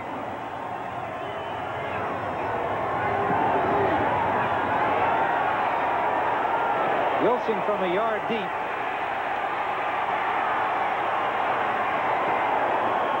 Over the 20 to the 21-yard line. Let's see that touchdown play again, Herb. Let's see what Elway saw. You'll see number 95, Bryce Pulp, a rookie linebacker from Northern Iowa, was responsible for the hook coverage here in the zone. Now, watch Jackson when he comes across right to left of your screen. 95 has to come out of that hook area and get in there and prevent that play.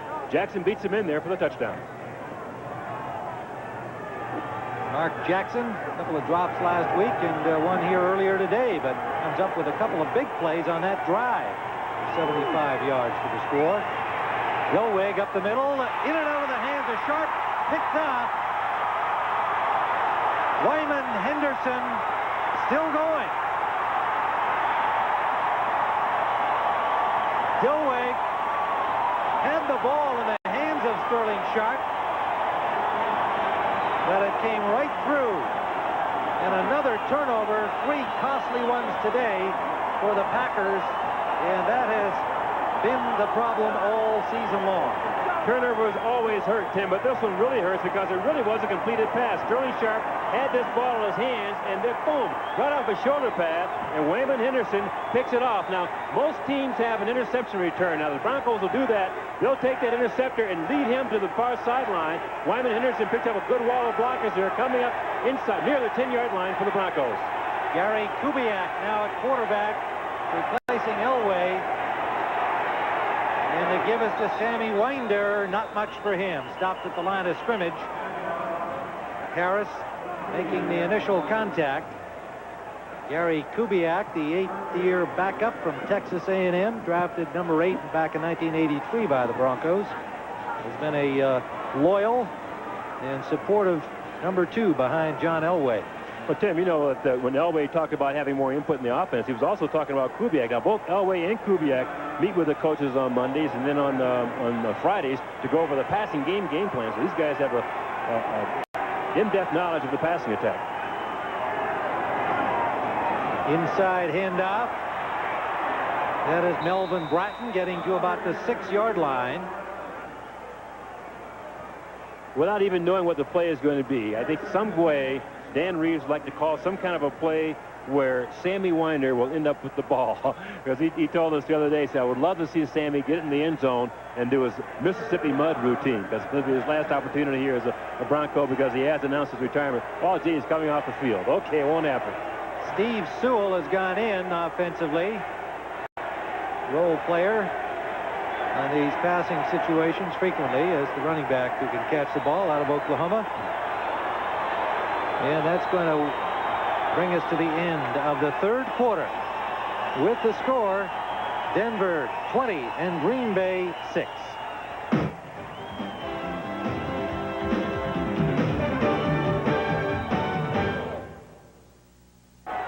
Tim Ryan with Irv Cross back at Mile High Stadium. Denver on top and threatening again. 3rd and 5. Sammy Winder is in there. The ball at the 6-yard line. And the Winder fans with a nice tribute for Sammy in his final game as a Denver Bronco. And they fake to him. Elway under pressure is dropped. Kubiak in for Elway. And dropped for a loss of about a half a yard. Looked like Sean Patterson got him after the first pressure from Tim Harris. The Broncos will run their quarterbacks a lot around the 10-yard line. They like, of course, Elway's an exceptional runner. They like to run that quarterback draw. That time they faked a reverse, and they wanted to have Kubiak go upfield with it, and just couldn't find anybody. Treadwell will attempt the field goal. They'll spot it at the 14-yard line. It'll be a 24-yard field goal try. Treadwell has 2 already today. And Kubiak is dropped back at the 18-yard line after they either planned that pass attempt or Kubiak had to go for it. Let's see what happens on the snap. This is a fake, Tim, because the snap is good. He just gets up. This is a fake all the way. This is a fake field goal, and the Packers didn't go for it. Mark Murphy comes up with a key play. We'll return to Mile High Stadium after this message from your local station. You're watching the NFL on CBS. Shadows across the field and things a little cooler than the 30 degrees we started with. And off that fake field goal, the Packers take over at their own 18-yard line. Dilweg play action. He's got a man wide open, Sterling Sharp, and he takes it up to the 42-yard line. Let's go back. Were you a little surprised at this play in this situation, Irv? Yeah, it was, Tim, but yeah, the only reason why I think he might have done it is that they wanted to get the ball into Sammy Winder's hand. This is a fake all the way, but number 23, Sammy Winder, is a wingback on the left side of the formation over here. But he blocks and never really gets out of there. So as a result, he never gets into there. He is right there. He never gets into the play, and the Denver Broncos are caught for loss. I'm sure that Reeves wanted to find some way to get Winder in the end zone, and that's why they probably went with the fake. First down at the 41. Play action. Out to the tight end, Jackie Harris, number 80, for a gain of close to 8 yards. For an NFL update, let's go to Greg Gumbel in New York. All right, Tim, the Dallas Cowboys failed to claim the last NFC wildcard spot this afternoon, losing to the Atlanta Falcons 26-7. After the game, it was a very obviously disappointed Jimmy Johnson. Now the Saints get ready to play Chicago. Pardon? I said the Saints can get ready to play Chicago. That's exactly what will happen if the Saints beat the Rams tomorrow night. Let's go back to Tim and Irv. Well, thank you, Greg. That playoff picture, as we said, going right to the wire. We'll go all the way to Monday night. This is Thompson with a lot of running room. And he decks Atwater, who forced him out of bounds, but the rookie from Minnesota showed some power there. Decking Atwater is not easy to do. Atwater comes with a load. He's 6'3" and 217, and has a reputation of really destroying running backs. He did a great job against Christian Okoye from Kansas City. He was a tremendous power back. But here, Darrell Thompson going off his right tackle. Good job up front. Mandrich and Wallstrom getting key blocks up there. Now he just demonstrates his ability to open up here with his speed. Now when the collision develops, watch this. He's going to put his shoulder down and meet Atwater shoulder to shoulder. And I'll tell you, Thompson won that one. 27-yard gain, Green Bay now at the Denver 23-yard line. Play action, wide open, Ed West. West breaks a tackle, and he struggles his way down near the 7-yard line.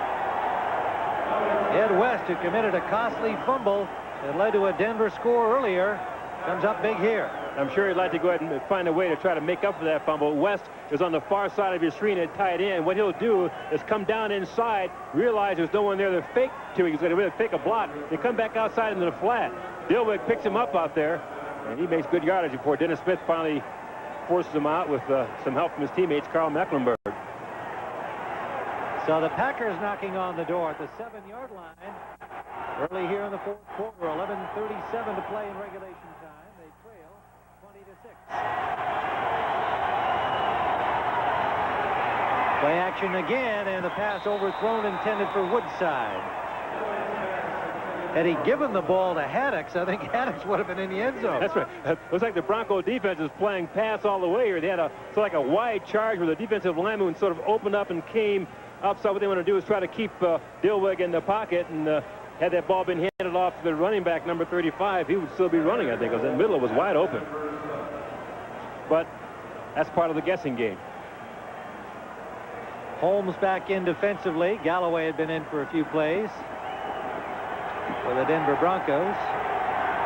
2nd and goal from the 7. Woodside trying to get outside and can't do it. Dennis Smith came up very well, and a loose ball, and it's a Denver ball. Woodside coughed it up. It appeared the play was over, but Cragen and Brooks put the hit on him. Let's see. You may want to take a look at this again, Tim, because it looked like he was on the ground before that ball came out of there. But again, this time it's some kind of misdirection. The Packers go one way, come back on the running back. Woodside is hit. Now, is his knee on the ground when that ball comes out? I think so. His knee was definitely on the ground when the ball came out. That is not a fumble. In my opinion, he was down. But the opinion of the replay official, Dave Kamansky, is clearly more important. And I'm sure they'll take a look. We'll be back at Mile High Stadium in a moment. And Dave Kamansky is looking at the last one, which was by Keith Woodside. And whether or not that is going to stand, we are awaiting. I was really looking at that turnover number, though, for the Green Bay Packers. Coach Infante told us that, interceptions you can understand once in a while, but fumbles we have to control. We must hold the football. They've had 3 fumbles they've lost today. If this one goes through as a fumbled play. Now, we'll take a look at it again and see what we can see here. It looked to me that when Woodside number 33 was hit, now, see if his knee is on the ground before that ball comes out of there. Right now, he has possession of it. Now, we don't know if it's out right now here or not, but his knees are down. Now, it looks like his ball is still cradled under his arm. All right, the knee is down. Now they take the ball away. What happens? So the ball's taken away as he goes down, but the inconclusive, and the Broncos retain possession.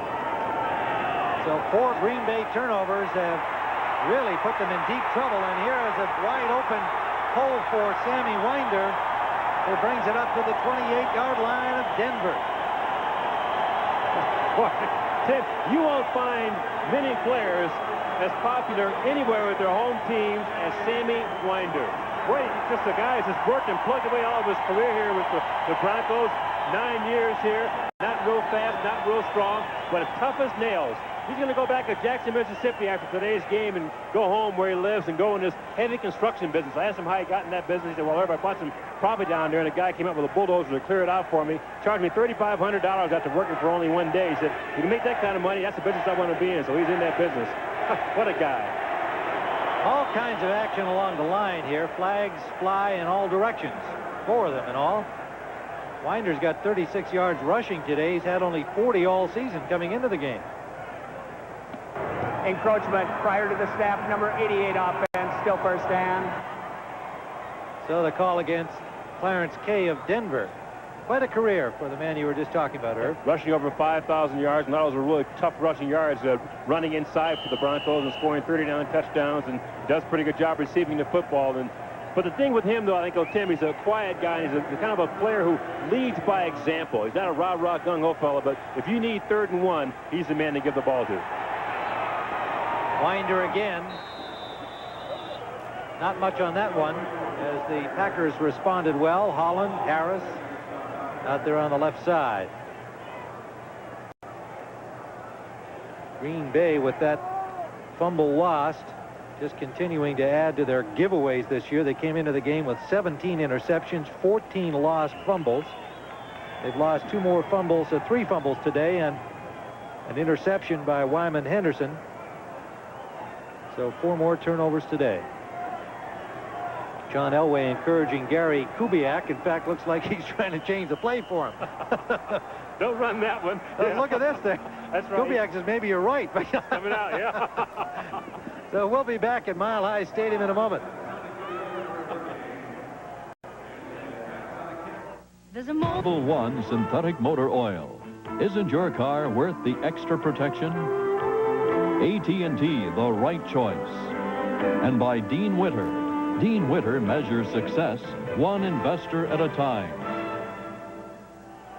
Here in Denver, Colorado, the Broncos lead 20-6, 9:55 to play. John Elway on the sidelines watching Gary Kubiak. And he's finished for the season. A disappointing year for both Elway and the Broncos, but he's already looking ahead to some golf activity. He's a 7 handicap, and he'll play in the AT&T Pebble Beach National Pro-Am right here on CBS Sports. His partner will be Colorado pro Mark Wiebe. So you talk about his handicap, though, Tim. He was sheepishly telling us, my handicap used to be a 4. He said, well, now I'm a 7. Well, probably all the distraction of a difficult football season. I think so, yeah. Affecting his golf game. He had a couple of points in his handicap. 2nd down, and Kubiak finds his man, Sewell. Sewell all the way to the 45-yard line of Green Bay. Tiger Green forces him out there. Tiger Green was responsible one-on-one for Sewell all over the field. You can see number 30 here and number 23 locked up with one another. But Kubiak picks up Sewell coming across in the crossing pattern and gets a little bit of a step on Tiger for a completed pass. And going upfield there for another 5 or 10 yards where he can finally get him out of bounds. 35-yard play. Kubiak to Sewell down to the Green Bay 42-yard line.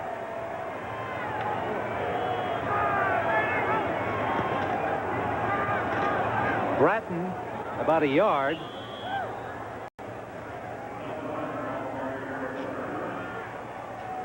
Dent and Murphy made the stop there. Sterling Sharp sitting on his helmet. A little technique involved there. Were you a helmet sitter? Look at this thing he's got on his head here. Well, he does that himself. He uses that's a silver ink that he does. He prints various things on his hat. He says, I like my hat to be different. He's got a whole bunch of these things that he does with his personal signature on them. That's part of it, to print the various names on a variety of hats he has. Looks like he had the whole Green Bay roster on that one with the numbers included. Melvin Bratton injured slightly on the last play, and Kerry Porter comes in. Sammy Winder.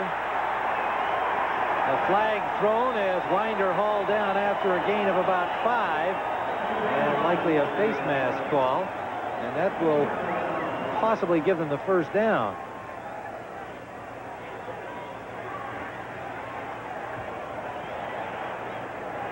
Sammy Winder working off his right tackle. Again, it's a draw play. He's trying to get inside here. Can't find much. Breaks a tackle there. Number 56, Bernell Dent, misses. Now, there's a face mask penalty right there. Scott Stephen reaching out, trying to get a hold of him. Grasped that face mask just for a split second, so he's going to get called for it. So Denver gets another first down. The ball at the 32-yard line of Green Bay. And the Packers are running out of time. 8:27 to go, trailing 20-6. 3 fumbles and an interception, typifying the season of the Green Bay Packers, and putting them in the hole here against the Broncos. Winder cannot get wide. Good defensive response, led by Tiger Green, and then Scott Stephen making the hit, with Robert Brown forcing him wide initially. Brown, a quiet, there's a penalty against Denver on the play. Robert Brown, a quiet guy, 133 straight games. Hasn't missed a game as a Packer except for the strike season. He's one of these guys that you don't hear much about either. You know, you hear so much about Tim Harris and a few of the other players in that club, but Robert Brown's been around. Number 69 defense, still first down. 9 years and quietly does his job. Plays the run real well. A decent pass rusher. Has 3 sacks coming into this game. But one of the concerns the Packers have, those have a little age on that defense. Brown's rounding into 30 years old this year, I guess, and Bob Nelson's 31, and thinking about what's going to happen down the road with some of these older players be back next year is a big question mark. 1st and 20. Kubiak with a deep drop. Runs out of time and eludes Brown. Patterson got a hand on him as he released the ball, and it falls short of the intended receiver, Michael Young. You talk about a disappointed defensive line. We were talking about Robert Brown. Robert Brown must have chased Kubiak 30 yards and couldn't quite get him. It's one of those things, you know, where you're almost on the guy and you can feel him, but you can't quite touch him. He's got his arm extended, chasing Kubiak across. Here he comes. Right, watch this. Number 93 coming from the backside. Get that arm out. I got him. No, I got him. No. Get the other hand. Can't get him. Got his elbow. No, slips away. And now he's on the ground. He can't believe it. I had him in my grasp, and he got away. Typical of the kind of effort we were just talking about, though, from the veteran Brown out of Virginia Tech. Oh, boy. Those guys worked so hard to get to the quarterbacks. He had him there, and he was gone. 2nd and 20. Kubiak goes to the short man Winder, and he's dropped immediately after a gain of only 3 or 4. Johnny Holland, number 50, with the tackle.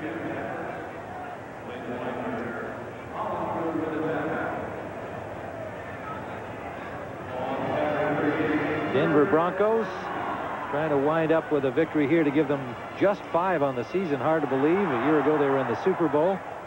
The Packers, 10-6 team a year ago that had high hopes for the playoff this year, and they'll be on the outside looking in along with the Broncos when the playoff activity begins next week. 3rd down, about 17 for Kubiak.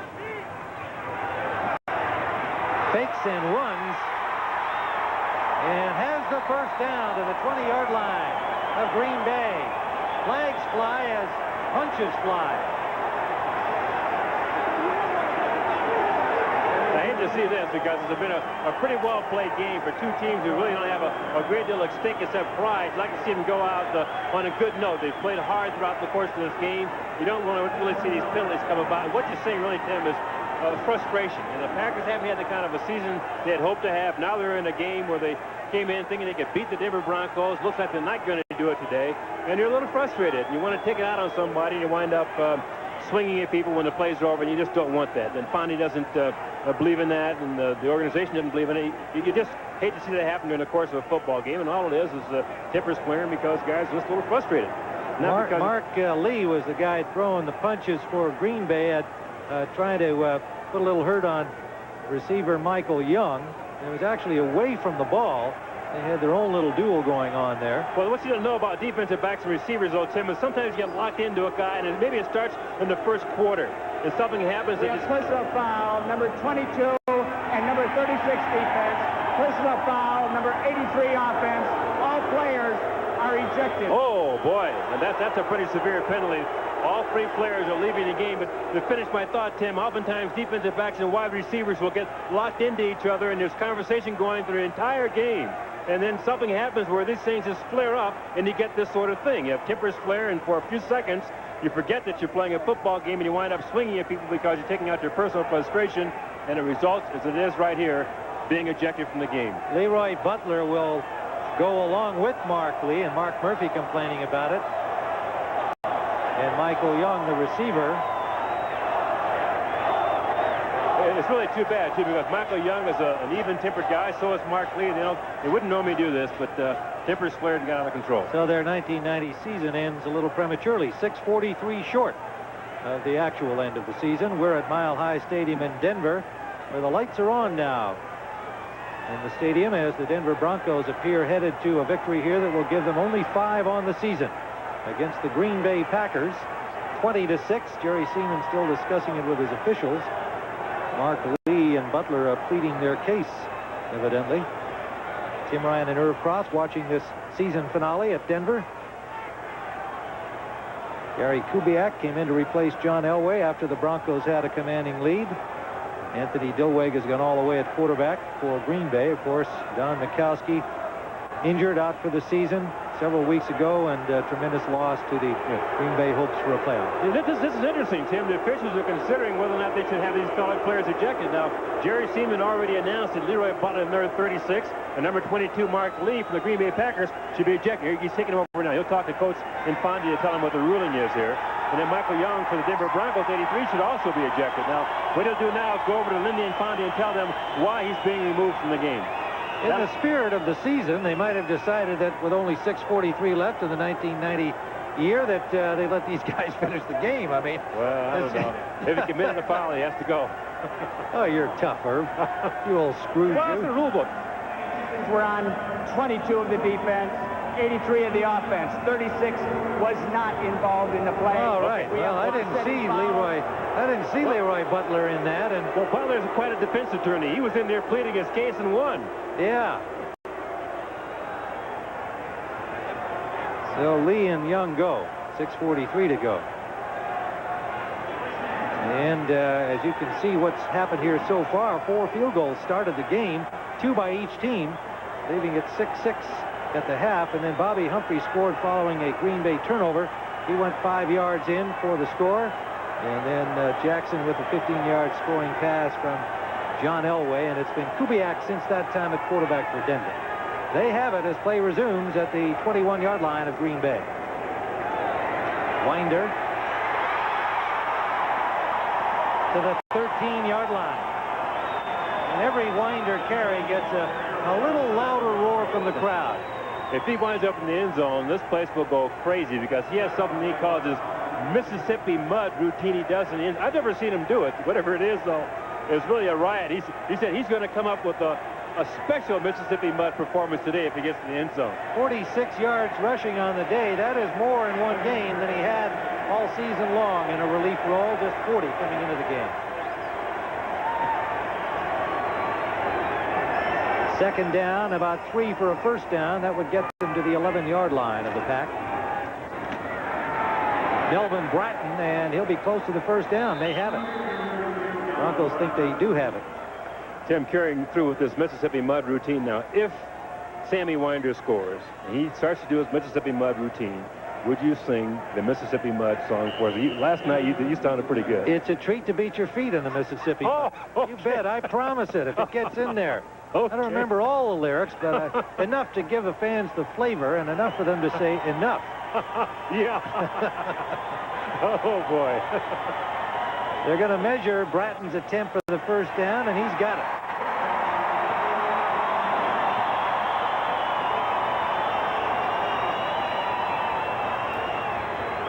Sammy Winder, 30 years of age, 9 years out of southern Mississippi in the National Football League.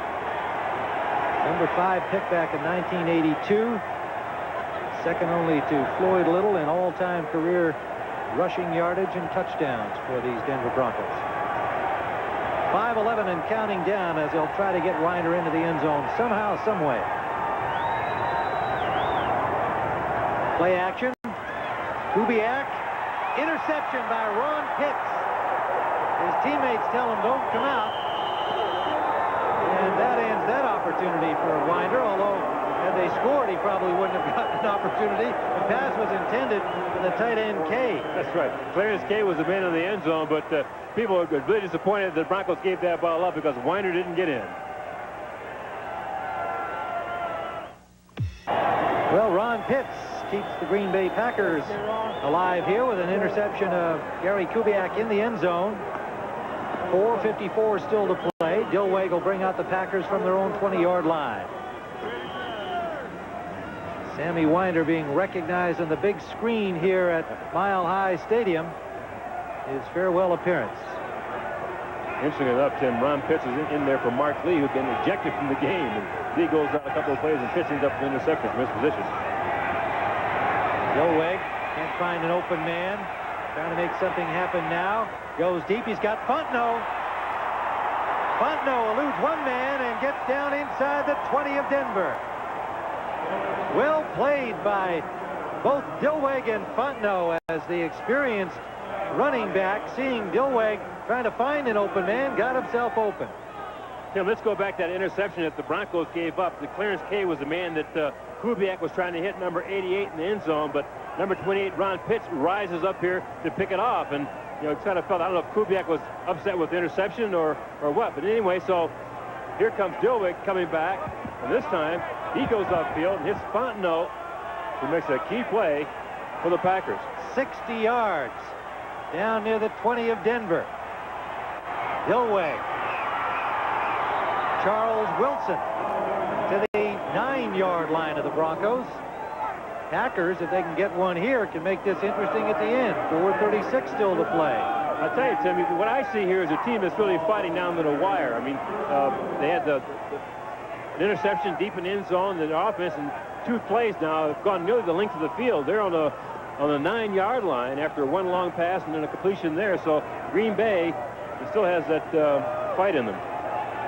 Fontenot, the lone running back, he is usually in these 2-minute type situations as a pass receiving running back. 3 wideouts. Dillweg, he's got Sterling Sharp touchdown.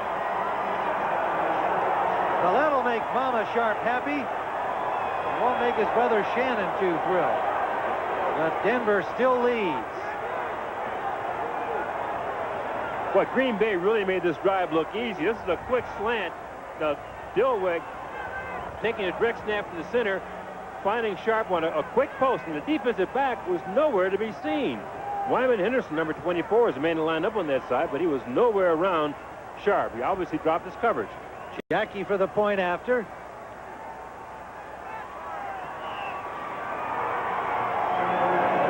And so the Green Bay Packers are very much alive with 4:31 still to play. Sterling Sharp's touchdown brings him back to 20-13.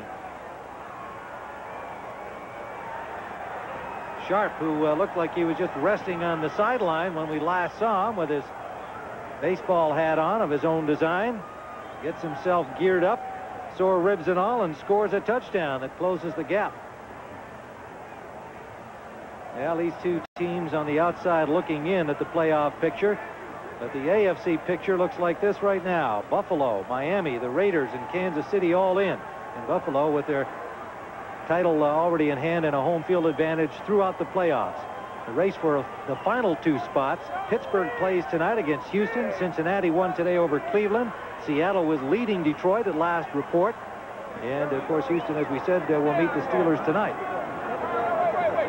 Tim, you look at Sterling Sharp, he's really amazing. He hasn't worked out in 6 or 7 weeks during the practice because he's had a variety of injuries, primarily the rib problems he had, the cracked ribs. But so the guy goes out to practice every day and just watches what's going on and only plays on Sunday. Can you imagine what kind of a year he would have had he been able to stay in top shape throughout the entire season? Well, quite a turnaround in this game because the Broncos were knocking on the door down there and what could have been a put-away score, and instead they now lead by only 7. Kevin Clark returns it for the Broncos to the 27, maybe the 28-yard line. 4:21 to go, and the Green Bay Packers with a chance to get the ball back if they can stop them here. We've got bowl game action for you on CBS tomorrow. The John Hancock Bowl will feature Southern California against Michigan State, ranked number 21 and 22 in the nation, live at 2:30 Eastern Time. I hope you'll join us, and also on New Year's Day when number 3 Texas faces number 4 the Hurricanes of Miami at 1:30 p.m. Eastern Time, the Cotton Bowl from Dallas. Winder grinds out a couple of yard gain.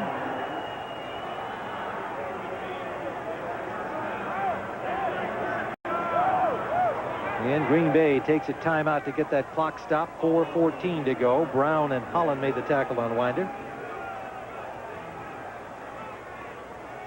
You can see how important turnovers are now. The Green Bay gave the ball up a couple of times. Denver responded, bang. 4 times. And Denver came back and scored right away. Then Denver gives the ball up deep in the end zone, actually in their own end zone. And Green Bay goes the length of the field and scores in a couple of minutes. So the importance of turnovers, as Lindy and Fondy have been saying all along, are just critical to our football team. We have to, A, take the ball away from our opponents, and B, stop giving it up so much, particularly in the area of fumbles.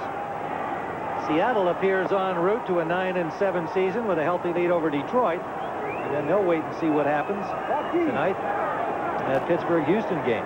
Tim, a poll was taken in Green Bay to vote for the most popular Green Bay Packer coach of all time. It included Lombardi and of course, Fondy was in that, and then Fondy won the poll, and he was very embarrassed about it. He says, how could anybody say how the most popular coach the Packers ever had when Vince Lombardi and Curly Lambeau, of course, are here? But Vince Lombardi, my gosh, a legend, and he's kind of embarrassed about being voted the most popular Packer coach. Denver has a 2nd and 8. The Packers defense has to somehow get that ball, and it is dropped out in the middle by Melvin Bratton at the 34-yard line. Boy. Scott Stephen had a shot at an interception. Actually, this ball was really thrown behind Bratton a little bit, and he couldn't quite get the handle. And you'll see it as it's delivered. Kubiak rushed it just a little bit. He's got a little pressure, steps up there and delivers that ball, and it's not quite on line. You'll see that Bratton had to really reach to get to it. And, boy, I tell you, Stevens almost came up with it. So 3rd down, big play, obviously, here for both teams as Kubiak. We see that again to Bratton. Might have been tipped at the line of scrimmage by Nelson. Bob Nelson got a hand up on it, and that tipped it away from Bratton. Packers come with a rush. Kubiak eludes it. Finally knocked down by Dent, short of the 1st down by about 2 yards. So the Broncos will have to punt. And we still have 3:59 to go. You're almost like going into a different kind of a game here now, that the Broncos had things pretty much going their own way. When Elway was in there, he went out. They continued to have the momentum going, and Kubiak moved them pretty well. But now the Packers, after having scored on a long drive, seem to be gaining the momentum here, Tim. They seem to be... Well, we talked about the Packers turnovers. Denver, which has hurt themselves all year, also -10 coming into the game in the ratio along with Green Bay. Turnovers have hurt them in this ball game, and obviously the biggest one, the Kubiak interception by Pitts. Moran's punt taken by Query. Query trying to make a big play coming wide and unable to do so. Good effort, but he still is stopped at the 20-yard line. A 45-yard punt Well, after the football activity is over here on CBS, stay with us for primetime entertainment starting with 60 Minutes. Why would the mob hire a hitman to do away with Cousin Rose? Not just any Cousin Rose, a Mafia Don's Cousin Rose. Well, you guessed it, money. 60 Minutes tonight, followed by Murder, She Wrote. And then the CBS Sunday movie, Vestige of Honor. Green Bay from the 21-yard line, 3:44 to go. Don Mikowski hoping they can force overtime. They need a converted touchdown to do so.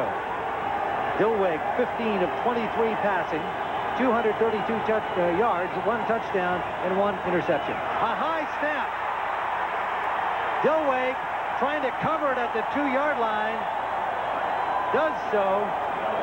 Oh, my goodness. James Kemp in the center snapped it over the quarterback's head. What a lousy time for that, because you never wanted to happen. Well, what a time for that to happen now. As a matter of fact, he's in pretty good shape. He doesn't have anybody over his head. The Broncos are in a 4-man line. The center was free. There was really no reason for him to have a snap like that. He just simply threw the ball away. Oh, boy. Well, Infante gave him a Lombardi-like glare there. 2nd and 29. Dilweg sacked in the end zone. Safety. Mecklenburg, number 77, and Dilweg slow to get up.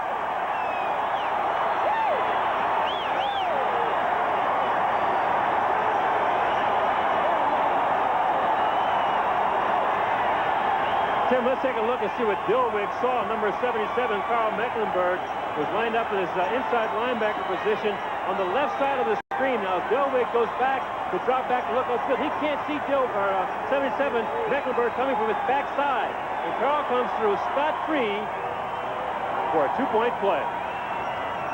And you saw Mecklenburg get his hand up on the passing arm.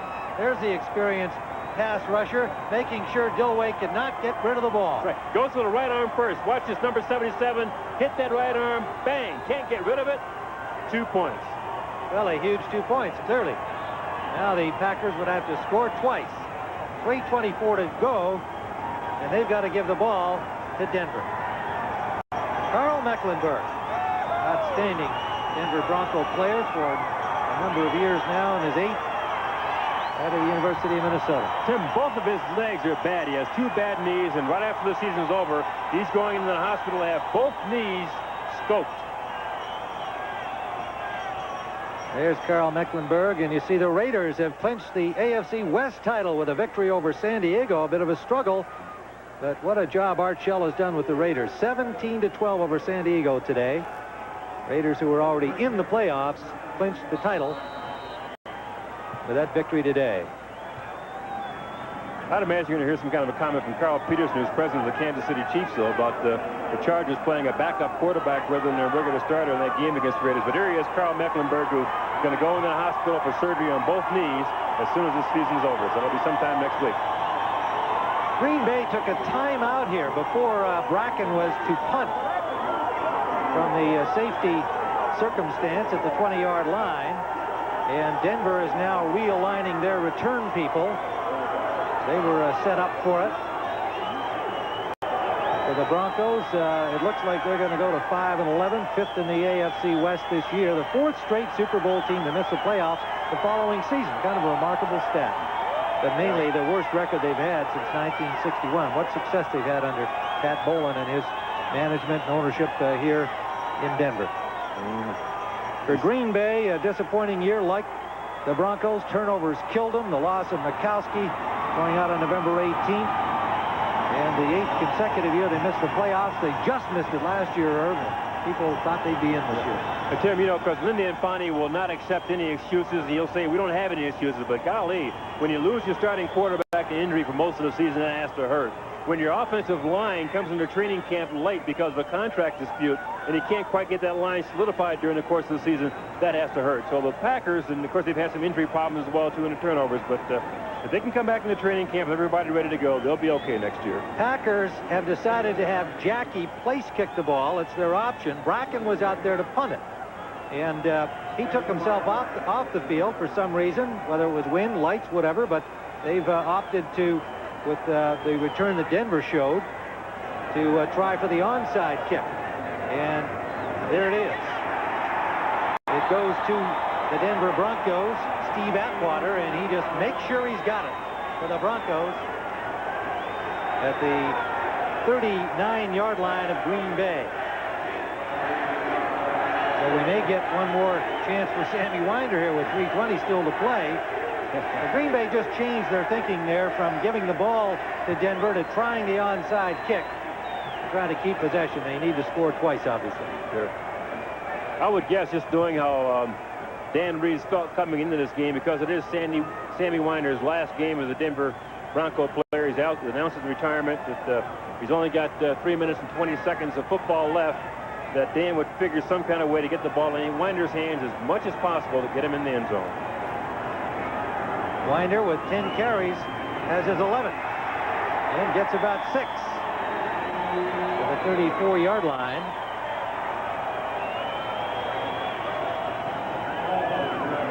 And Green Bay takes another timeout. There's Pat Bowlen, the fur coat, the owner of the Denver Broncos. You know, the story that came out not too long ago that there were 26 people on the coaching staff and players on the hit list, and Bowlen made the comment, gee, I wonder if I'm on that hit list. He didn't know anything about it. No such thing existed, and they kind of joked about it, but there he is. That story was on the NFL Today. Oh, it was? Oh, on CBS. There he is. Very enthusiastic, energetic owner of the Denver Broncos, and they're going to finish the season on a high note.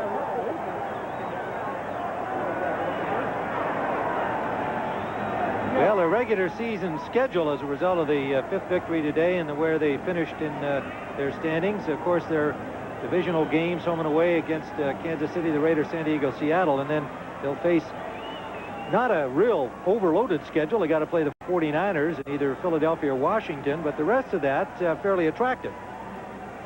Well, that's the advantage, really, of having that 5th-place schedule. You know, Dallas had that situation this year. I just wonder how good were the Dallas Cowboys. They made a great turnaround from only 1 win last year to the season they had this year, but the schedule in comparison to the top teams really wasn't as difficult. And this is good point. Yeah, 5th-place schedule gives you a chance to come back. 2nd down and 6 here with 3:09 on the clock. The Packers have used up their timeouts. Winder, he's got a 1st down. Sammy Winder to the 27-yard line of Green Bay. Funny thing right here now, Tim, is I think the Green Bay Packers know that Denver wants Sammy Winder to score. And I think everybody in the stadium knows it. And we'll see whether or not the Broncos can get him in there. But you can't cheat with the defense. You have to play it honest to make sure you play everything you see there and react to it. But I would have a tendency to lean towards Sammy. 58 yards rushing for Sammy now on 12 carries.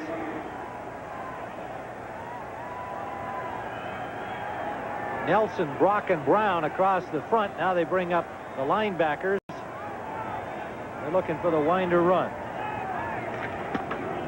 And they get it. Bratton with a good block up the middle. And Winder grinds out another 3 yards to the 25. Bryce Pop, rookie linebacker from Northern Iowa, made the stop. And we are coming up to the 2-minute warning here at Mile High Stadium. The Denver Broncos lead 22-13. 2 minutes to play here in Denver, winding up the season for the Packers and the Denver Broncos. Tim Ryan with Irv Cross here at Mile High Stadium. And for Green Bay, this is what their schedule will look like in 1991 as a result of their loss today and their placing in the standings this year. In addition to their divisional opponents, they get Atlanta, Buffalo, Dallas, Indianapolis, Miami, the Jets, either the Eagles or the Saints, or Washington or the Rams. So, like Denver, not a bad schedule, a chance for them to do something if they put it together. 2nd down and 7. Winder gets to the 20-yard line, leaving 2 for a 1st down. Packers are out of timeouts.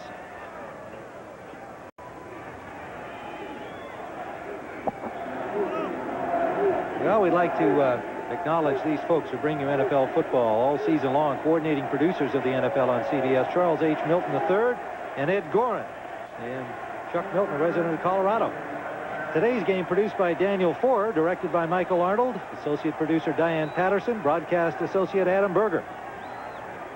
1:23 and counting down. Kubiak with a long count to use up some more clock time.